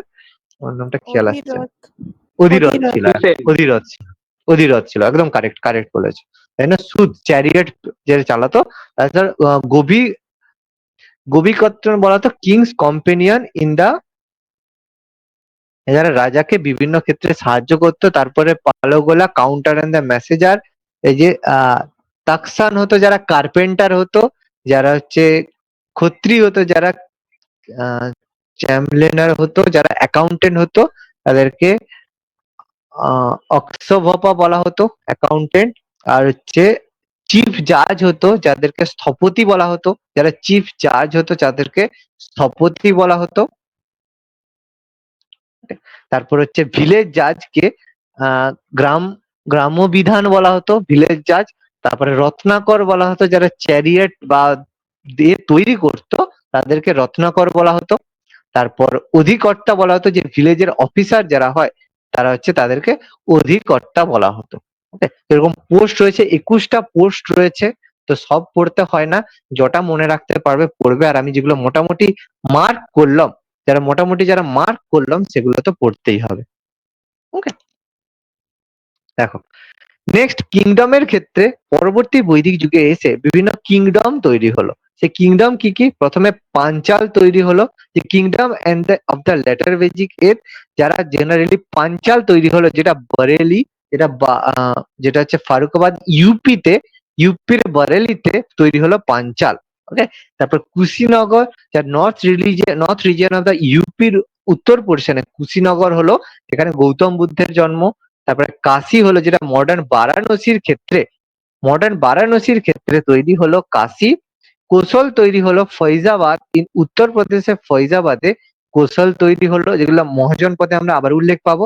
সাউদার্ন মদ্র বলে একটা জায়গা তৈরি হয়েছিল, মদ্র বলে জায়গা নিয়ার অমৃতসরের কাছে, মদ্র বলে একটা জায়গা তৈরি হয়েছিল। এই নামগুলো আমরা দেখবে মহাভারতে এই জায়গাগুলোর আমরা উল্লেখ পেয়ে থাকি। ওকে, এগুলো তোমার হচ্ছে মহাভারতে মদ্র উল্লেখ পেয়ে থাকি। ওকে, কুশিনগর ইউপি কে বেস্ট করে হয়েছিল। ওকে, যেগুলো অলরেডি বললাম। তারপরে মদ্র, উত্তর মদ্র যেটা ছিল সেটা কাশ্মীরকে বেস করেছিল, সাউথ মদ্র যেটা অমৃতসরকে বেস করেছিল। ইস্টার্ন মদ্র যেটা কঙ্গো জায়গাটা ছিল, কঙ্গরা, আচ্ছা কাংড়া বলে একটা জায়গা রয়েছে আফগানিস্তানের, হিমাচল প্রদেশে। হিমাচল প্রদেশের কাংড়া রয়েছে, কাংড়াকে বেস করে ইস্টার্ন মদ্র তৈরি হয়েছিল। তারপর হচ্ছে কেয়াকা ছিল on the river of the Beas নদীর তীরে, যেটা গান্ধারের কিংডম ছিল। আর গান্ধার ছিল রাওয়ালপিন্ডি আর পেশোয়ার। অনলি যে মহাজনপদ বলেছিলাম, দুটো মহাজনপদ ভারতের বাইরে অবস্থিত, তাই তো? গান্ধার আর আরেকটা কি নাম ছিল? কম্বোজ। কম্বোজ। কম্বোজ ছিল, কনৌজ। Very good. কনৌজ নয়, কম্বোজ। কনৌজ তো তোমার হচ্ছে এতে, কনৌজ কোথায় অবস্থিত? উত্তর ভারতে স্যার। কনৌজ তো পেশোয়ারে। কনৌজ যেটা, কনৌজ পেশোয়ারে। কনৌজ স্যার উত্তর ভারতে তো। উত্তর ভারতে কোন স্টেট? কনৌজ। স্যার ওই যে ত্রিশক্তি সংগ্রাম হয়েছিল না পাল প্রতিহারদের মধ্যে। কনৌজ কোন জায়গাটা? কনৌজ কোন স্টেটে রয়েছে? কনৌজ, হ্যাঁ মনে পড়ছে না স্যার ইউপি না এমপি বলো? কনৌজ ইউপি না এমপি?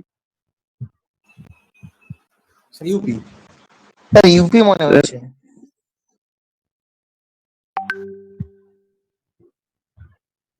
ওকে, দেখো কনৌজ হচ্ছে ইউপিতে অবস্থিত, ইউপির একদম প্রায় বর্ডারের কাছে অবস্থিত কনৌজ, ঠিক আছে? কনৌজ ইউপিতেই অবস্থিত। এখানেই দেখো মোহাম্মদ ঘুরির সময় এই কনৌজ থেকেই, মানে তোমার এই যে পৃথ্বীরাজ চৌহান, ঠিক আছে, যেটা আজমির থেকে হয়েছিল কনৌজ, এই জায়গাগুলোকে কেন্দ্র করে তোমার মোহাম্মদ ঘুরিও কিন্তু পরে এই জায়গাগুলোকে অ্যাটাক করেছে। আচ্ছা, ল্যাটার বেসিক ইকোনমিক কন্ডিশনে এখানে এই সময় কি হয়, যে ব্রোঞ্জ চালকোলিথিক এজের অবসান ঘটিয়ে আয়রন এজ আসে।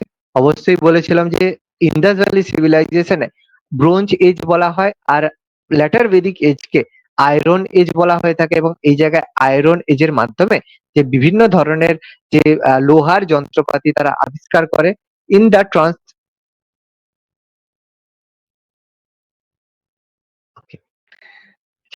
the transition of the Vedic society from the nomadic life to settle agriculture in the later Vedic and increase the trade and the competition in the resources. তো এই iron use করে তারা বিভিন্ন ধরনের যন্ত্রপাতি আবিষ্কার করে। রাইসকে এই সময় দেখো ব্রিহি বলা হতো, তারা রাইস, বার্লি, বিম, সিসাম, হুইট কাল্টিভেট করতো, যেগুলো তারা খাওয়া শুরু করে, এগুলোকে রাইসকে বলা হতো ব্রিহি। আর এখান থেকে farmers was settle plugging in the 6 to 24 bull's, 6 থেকে 24টা প্রায় অ্যাভারেজে বুলস, যেটাকে বলা হয় তোমার হচ্ছে বলদ বলা হয়, সেগুলো দিয়ে চাষ করতো। Griha was the basic unit of agriculture production and the grihapati emerged in the defeated owner of the land.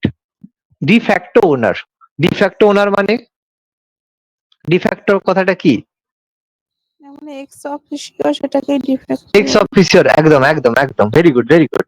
X officio ব্যাপারটাই de facto owner of the land, অর্থাৎ যার কাছে যে জমিটা রয়েছে সেই জায়গার ক্ষেত্রে সে তার ডিফ্যাক্টো ওনার হয়ে যায়, গৃহপতি।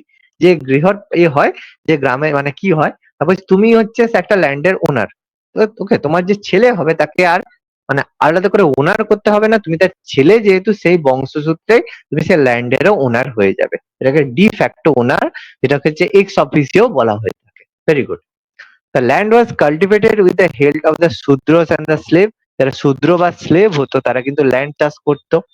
The Boisya was the producing the producing class, and the Kshatriya was the ক্ষত্রিয়, যেটাকে রাজা বলা হতো, and the Brahman was dependent on their subsistence. অর্থাৎ বৈশ্য যাদেরকে প্রডিউসিং ক্লাস বলা হতো, যারা চাষবাস করা হয়, তাছাড়া ব্যবসা বাণিজ্য এই সবের জন্য বেশি বৈশ্যরা কাজ করতো। শুধু বৈশ্যরা বাণিজ্য নয়, চাষবাসও তারা করতো, এবং শূদ্ররা যাদেরকে লেবার ক্লাস বলা হয়ে থাকে বিভিন্ন প্লেসে, তো শূদ্র যাদেরকে দাস হিসেবেই বেশি রাখা হতো, তারা এই কাজ করতো। কয়েন, কিছু কয়েনের আমরা উল্লেখ পাই, সেটাকে নিস্কো এক ধরনের কয়েনের আমরা সেই সময় উল্লেখ পাই। এছাড়া কিছু শতমান এবং ক্রিসল কিছু মানে কয়েনেরও আমরা উল্লেখ পাই। শতমান এবং ক্রিসল এই ধরনের কয়েন আমরা উল্লেখ পাই। তার মধ্যে নিস্কো, যেগুলোকে গোল্ড বার যেগুলো হতো, যেগুলো গোল্ড হতো, গোল্ড কয়েন বলা হতো, তবে এগুলো কয়েন ছিল কিনা সেই নিয়ে বিভিন্ন মত পার্থক্য রয়েছে। মেড অফ গোল্ড যেগুলো ছিল সেগুলোকে নিস্কো বলা হতো, যেগুলো waiting 300 called the weighting 300 and the 20 এগুলোকে রত্নিন বলা হতো, ঠিক আছে। আর শতমান বলা হতো, and it's a weight of the শতমান। আর হচ্ছে ক্রিসলা ওয়েটেড 1 রতি 1.8 গ্রাম। তো এই কিছু ধরনের আছে, শতমান, নিস্কো, রতি এই ধরনের ইউজ করা হতো। বিভিন্ন রতি, এখন আমরা রতিটা ইউজ করে থাকি।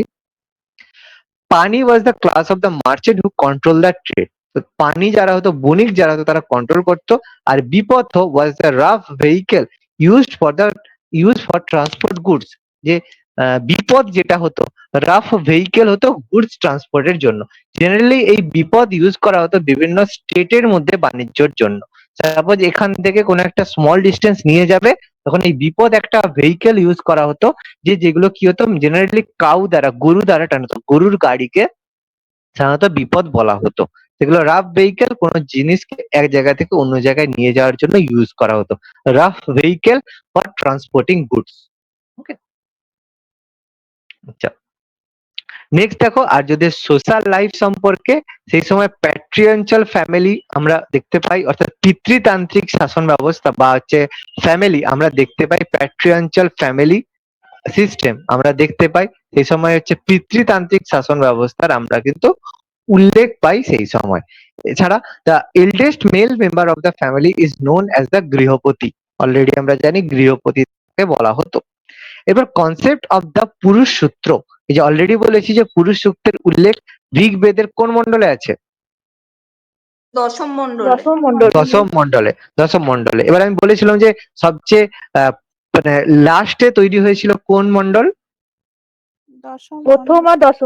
প্রথম আর দশম মন্ডল। Very good. তাহলে পুরুষ সূক্ত এই জন্যই দেখো ঋগ্বেদের 10th মন্ডল, এটা কিন্তু ল্যাটার বৈদিক এজে এসে হয়েছিল। তার মানে ঋগ্বেদ লেখা শুরু হয়েছিল আদি বৈদিক, টোটালটা কমপ্লিট হয় ল্যাটার বৈদিকে এসে। তার মানে পুরুষ সূক্ত হলে 1 অথবা 10-এর মধ্যেই হবে, যেন ডাউট না হয়। Okay, every man was expected to follow the 4 main duties, যে ধর্ম, অর্থ, কর্ম এবং মোক্ষ। কালম না, এটা কর্ম হবে।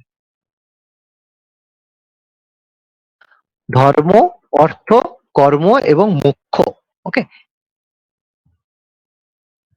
এগুলো ফলো করতে প্রত্যেককে বলা হতো। যারা ধর্ম ফলো করবে, অর্থ ফলো করবে, কর্ম করবে এবং তার সাথে মোক্ষ লাভ করবে, ওকে, এইগুলোকে ফলো করতে হতো। আচ্ছা, এবার এখান থেকে কি দেখো বর্ণ কনসেপ্ট অফ দ্য বর্ণ কাম ফ্রম দ্য, এখান থেকে কনসেপ্টটা এসেছে। পুরুষ সূক্তের দেখো দশম মন্ডল অলরেডি এখানে মেনশন রয়েছে। পুরুষ সূক্তের দশম মন্ডলে আমরা উল্লেখ পাই এই বর্ণ ব্যবস্থার উল্লেখ, যেখান থেকে বলা হয় যে চারটে রয়েছে, চারটে পার্টে আমাদের জীবনকে ভাগ করা হবে। প্রথম হচ্ছে যাদেরকে চারটে পার্টে বর্ণ ব্যবস্থার মধ্যে প্রথম হবে ব্রাহ্মণ, যারা teaching, learning and performing and the hosting of the sacrifice, বিভিন্ন এই যে যাগযজ্ঞ করা থেকে শুরু করে শিক্ষা দান করা থেকে শুরু করে এই কাজগুলো ব্রাহ্মণরা করে থাকবে। ক্ষত্রিয় কি করবে? লার্নিং করবে, hosting sacrifice and the protection of the people and the land, অর্থাৎ বিভিন্ন জমি থেকে শুরু করে রাজার যে এটাকে সংরক্ষণ, এটা ক্ষত্রিয় করবে।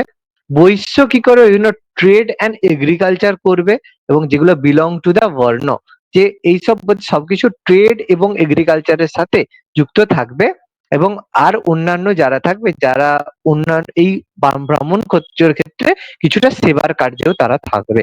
ওকে, আর কিছু থাকবে, লাস্ট থাকবে শূদ্র থাকবে, যারা এই তিনটে যে মানে এ পার্ট রয়েছে, তাদের submission of the service to the upper three classes, and this is the lowest varna and no powers and no right of the society. কোন রকম সমাজে তাদের কোনো পাওয়ার থাকবে না, এবং এটা লোয়েস্ট বর্ণ এটাকে বলা হয়ে থাকে। এর মধ্যে যে ব্রাহ্মণ, ক্ষত্রিয়, বৈশ্য, শূদ্র, এরা prescribed as a men of the higher varna, এদেরকে হায়ার বর্ণ বলা হয়। এই জন্য এদেরকে একসাথে আমরা বলে থাকি ত্রিবর্ণ। এই জন্য এদেরকে একসাথে ত্রিবর্ণ বলা হয়। চারটে বর্ণের মধ্যে এই তিনটে বর্ণ উচ্চ বর্ণ বলা হয়ে থাকে। এই জন্য এদেরকে আহ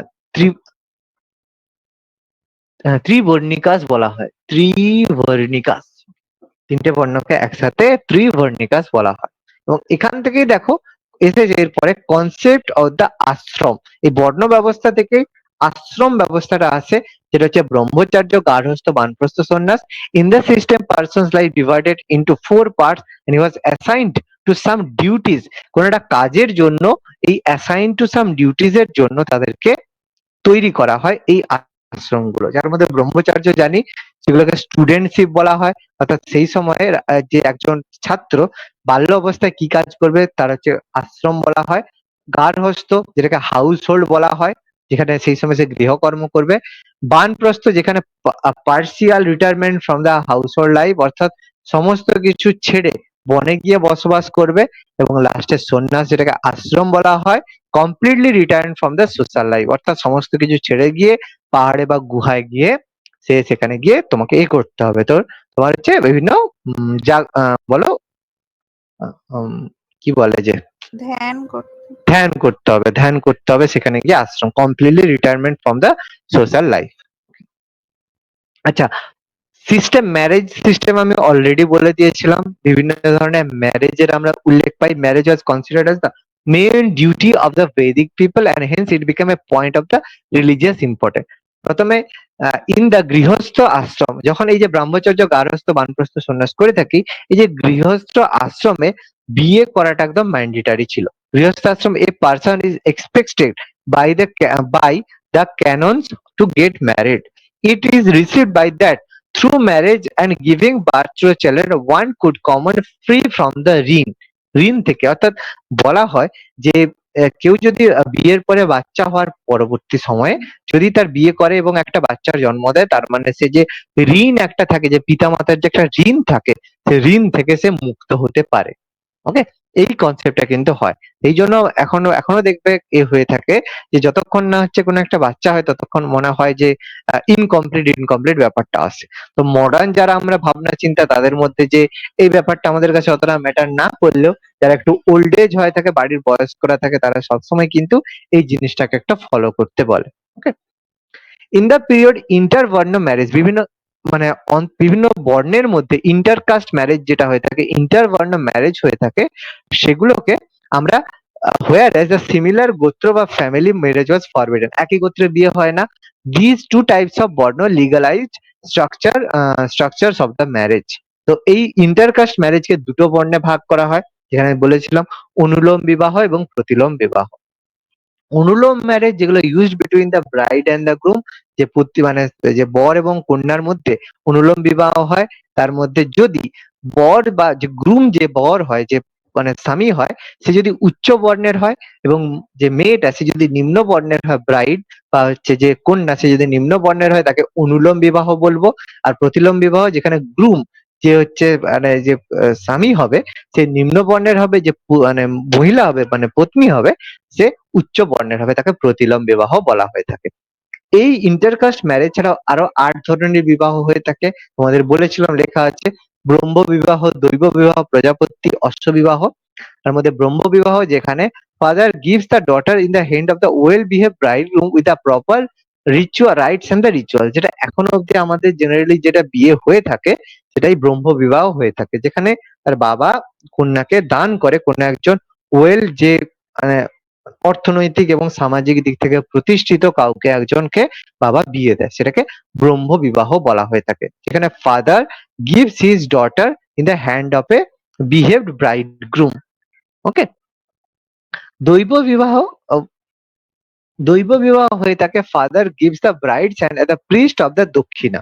তো কিছু কিছু ক্ষেত্রে কি হয়, যে ক্ষেত্রে যে মানে তার বাবা যদি গরিব হয়, পয়সা যদি মানে অর্থ যদি না থাকে, তখন বাবা কি করে যে পুরোহিত হয়ে থাকে, সে পুরোহিতের কাছে তার মেয়েকে দান করে দেয়।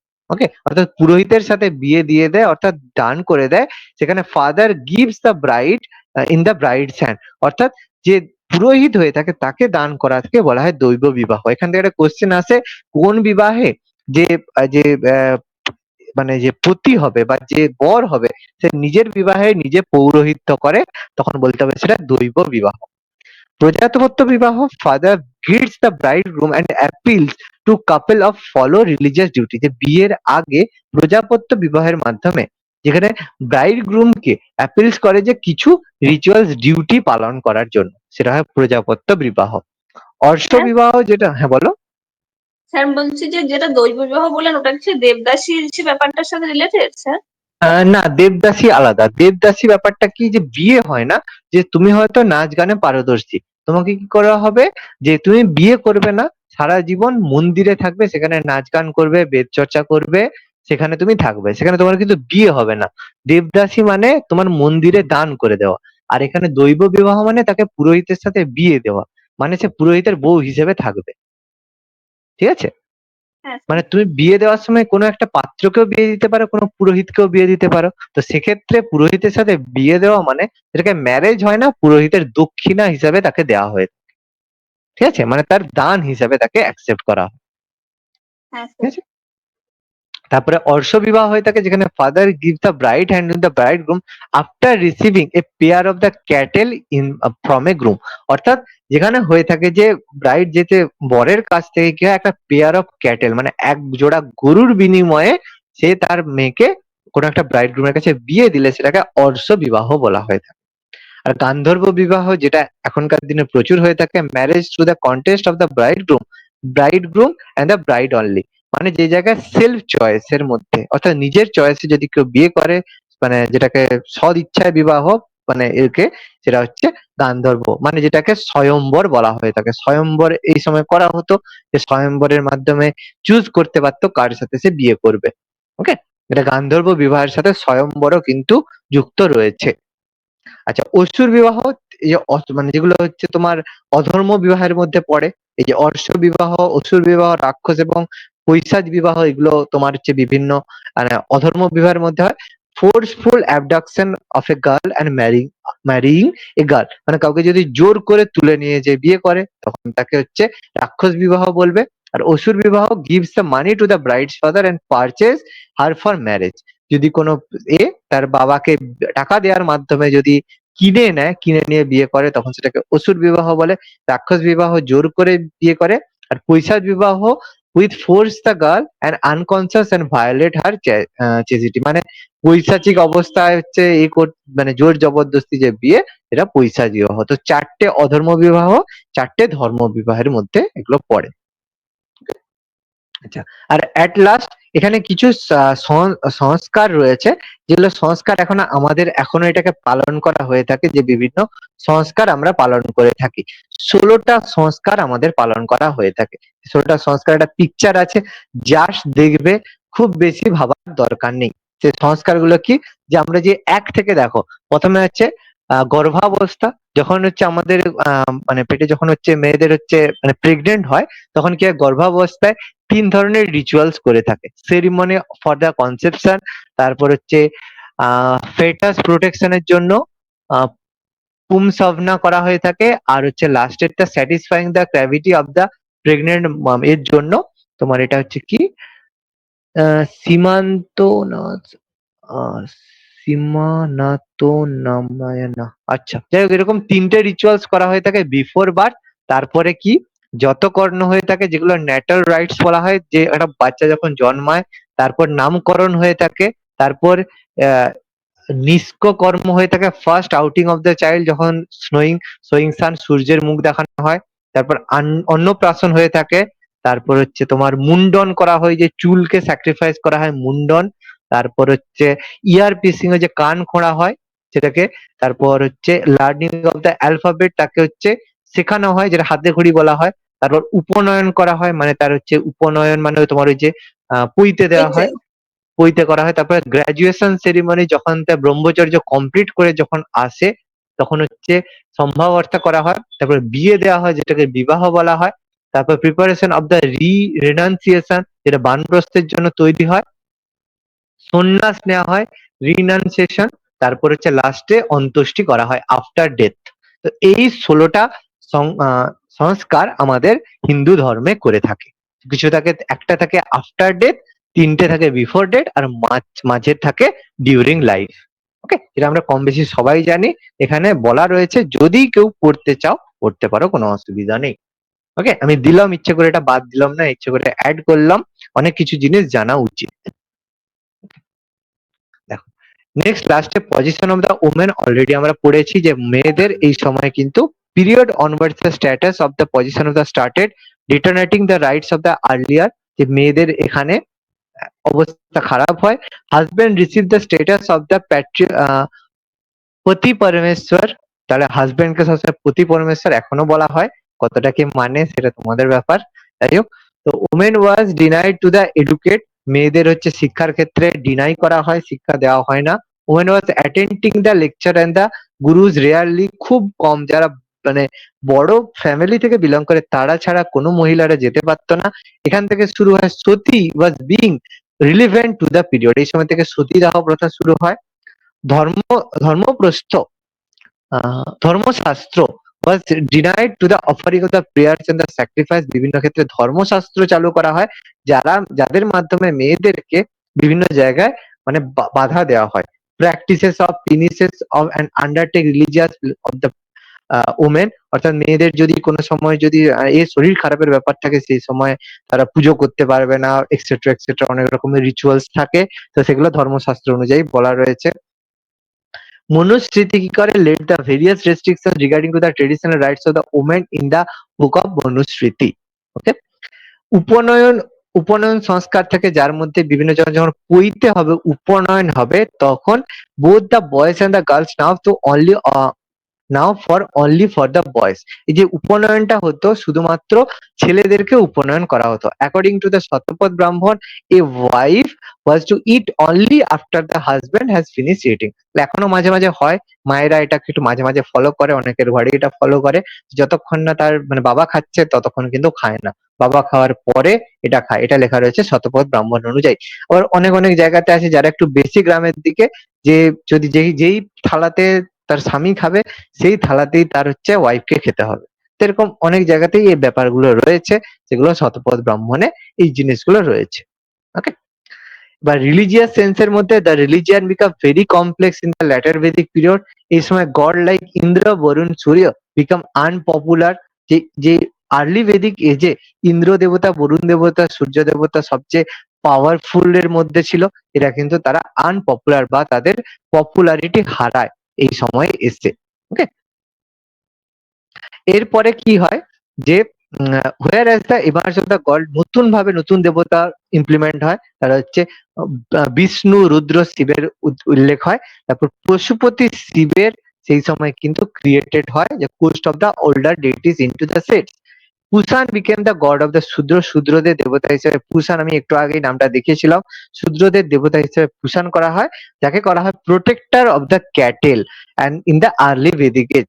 যেটা হচ্ছে বলেছিলাম যে বিভিন্ন গবাদি পশু সংরক্ষণের জন্য শূদ্রদের দেবতা পুষান বলা হয়। Vishnu occupied the place of the Varuna, যে বিভিন্ন ক্ষেত্রে মানে সংরক্ষণের জন্য প্রথমে বরুণ দেবতাকে হতো, সেই জায়গায় বিষ্ণু বর্তমানেও আছে, আমাদের বলা হয় পালনকর্তা বিষ্ণুকে বলা হয়। and the most sublime among the celestial at higher step have become the goal of the city. Celestial মানে কি? What is celestials? Celestial কথাটার মানে কি? দেখো, সেলেস্টিয়াল তাদেরকেই বলা হয় যাদের পাওয়ারকে দৈব শক্তিকে সেলেস্টিয়াল বলা হয়, যাদের কাছে বিভিন্ন রকমের দৈব শক্তি আছে, যে দেবতাদের যে দৈবিক শক্তি সেটাকে সেলেস্টিয়াল পাওয়ার বলা হয়। ওকে, সেলেস্টিয়াল সেই সেন্সে দেবতার ক্ষমতা বা দৈবিক শক্তিকে সেলেস্টিয়াল বলে। Sacrifice varied and the codified with the various type of rules and regulation call the কর্মকাণ্ড। বিভিন্ন ধরনের কাজ করতে হয় সেগুলো কর্মকাণ্ড বলা হয়। The rites and the performance of sacrifice snatch from the kulapati, এর আগে সমস্ত কিছু যাগযজ্ঞ কুলপতি করতে পারতো আদি বৈদিক যুগে। ইট became monopoly for the priest class, অর্থাৎ এরপরে সমস্ত কিছু স্যাক্রিফাইসের ব্যাপারটা শুধুমাত্র যে তোমার হচ্ছে এই যে পুরোহিতরাই করতে পারবে। এই জন্য দেখবে বিভিন্ন ধরনের স্যাক্রিফাইস বা যাগযজ্ঞ শুধুমাত্র এখন পুরোহিতরাই করে থাকে। The main tenets of the Hinduism of the doctrine of the karma এবং মায়া, তো সবসময় karma, maya, transmigration and the identification of individual soul with the universal soul and the mukti. তো আমাদের ধর্মের ক্ষেত্রে টেন্টেন্স অফ দ্য হিন্দুইজম কি রয়েছে, যে আমরা সবসময় কিছু বলি কর্মফলের কথা বলি, যে এই জন্মে যদি ভালো কাজ করি তাহলে আমার কর্মফল ভালো, তার মানে আমরা পরের জন্মে ভালো কাজ করব বা আমাদের স্বর্গবাস হবে, এক্সেট্রা এক্সেট্রা। কর্মফল।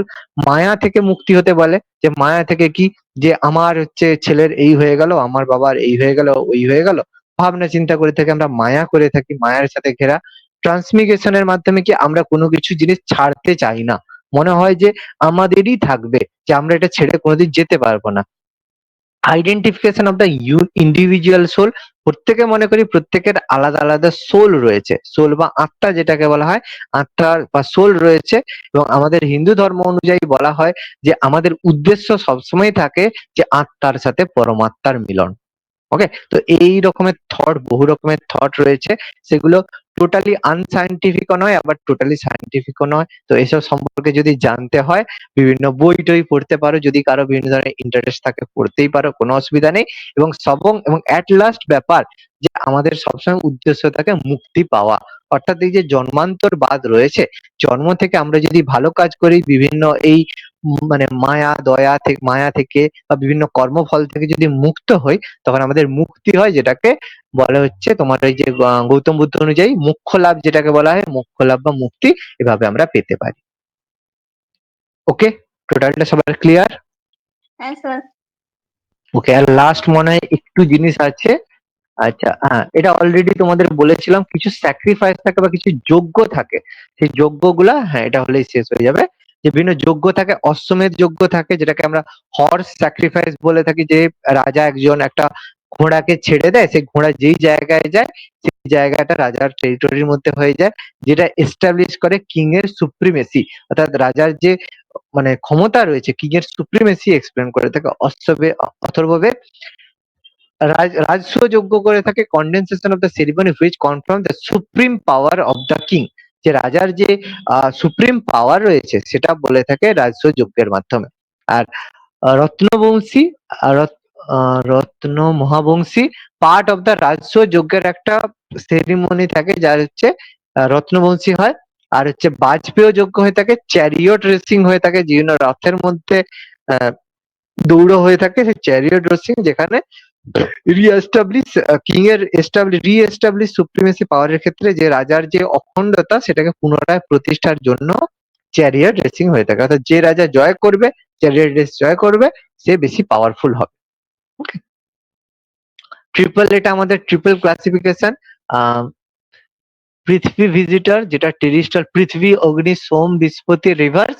আর মধ্যস্থান যেটা এরিয়াল, ইন্দ্র, অদিতি এবং রুদ্র। আর ডায়স্টোনা সিলেস্টিয়াল, ডাইরাইস, বরুণা, সূর্য এবং উষা। তিনটে বেদিক গডের তিনটে ক্লাসিফিকেশন লাস্টলি করা রয়েছে। পৃথিবী ভিজিটর, পৃথিবী বিস্তার, আচ্ছা মধ্য বিস্তর আর ডায়াস্তুর বা সিলিস্টেরিয়া। আচ্ছা, তিনটে আলাদা আলাদা পাওয়ার এরকম রয়েছে। ওকে, টোটালি সিলেবাস যতটা বললাম টোটালি মোটামুটি সবার। ধন্যবাদ ভিডিওটি দেখার জন্য। আমাদের ভিডিওটি কেমন লাগলো অবশ্যই কমেন্ট বক্সে জানাবেন এবং পরবর্তী ক্লাসের এই ধরনের ভিডিও পেতে অবশ্যই আমাদের চ্যানেল MICS এডুকেশন সাবস্ক্রাইব করবেন। ধন্যবাদ।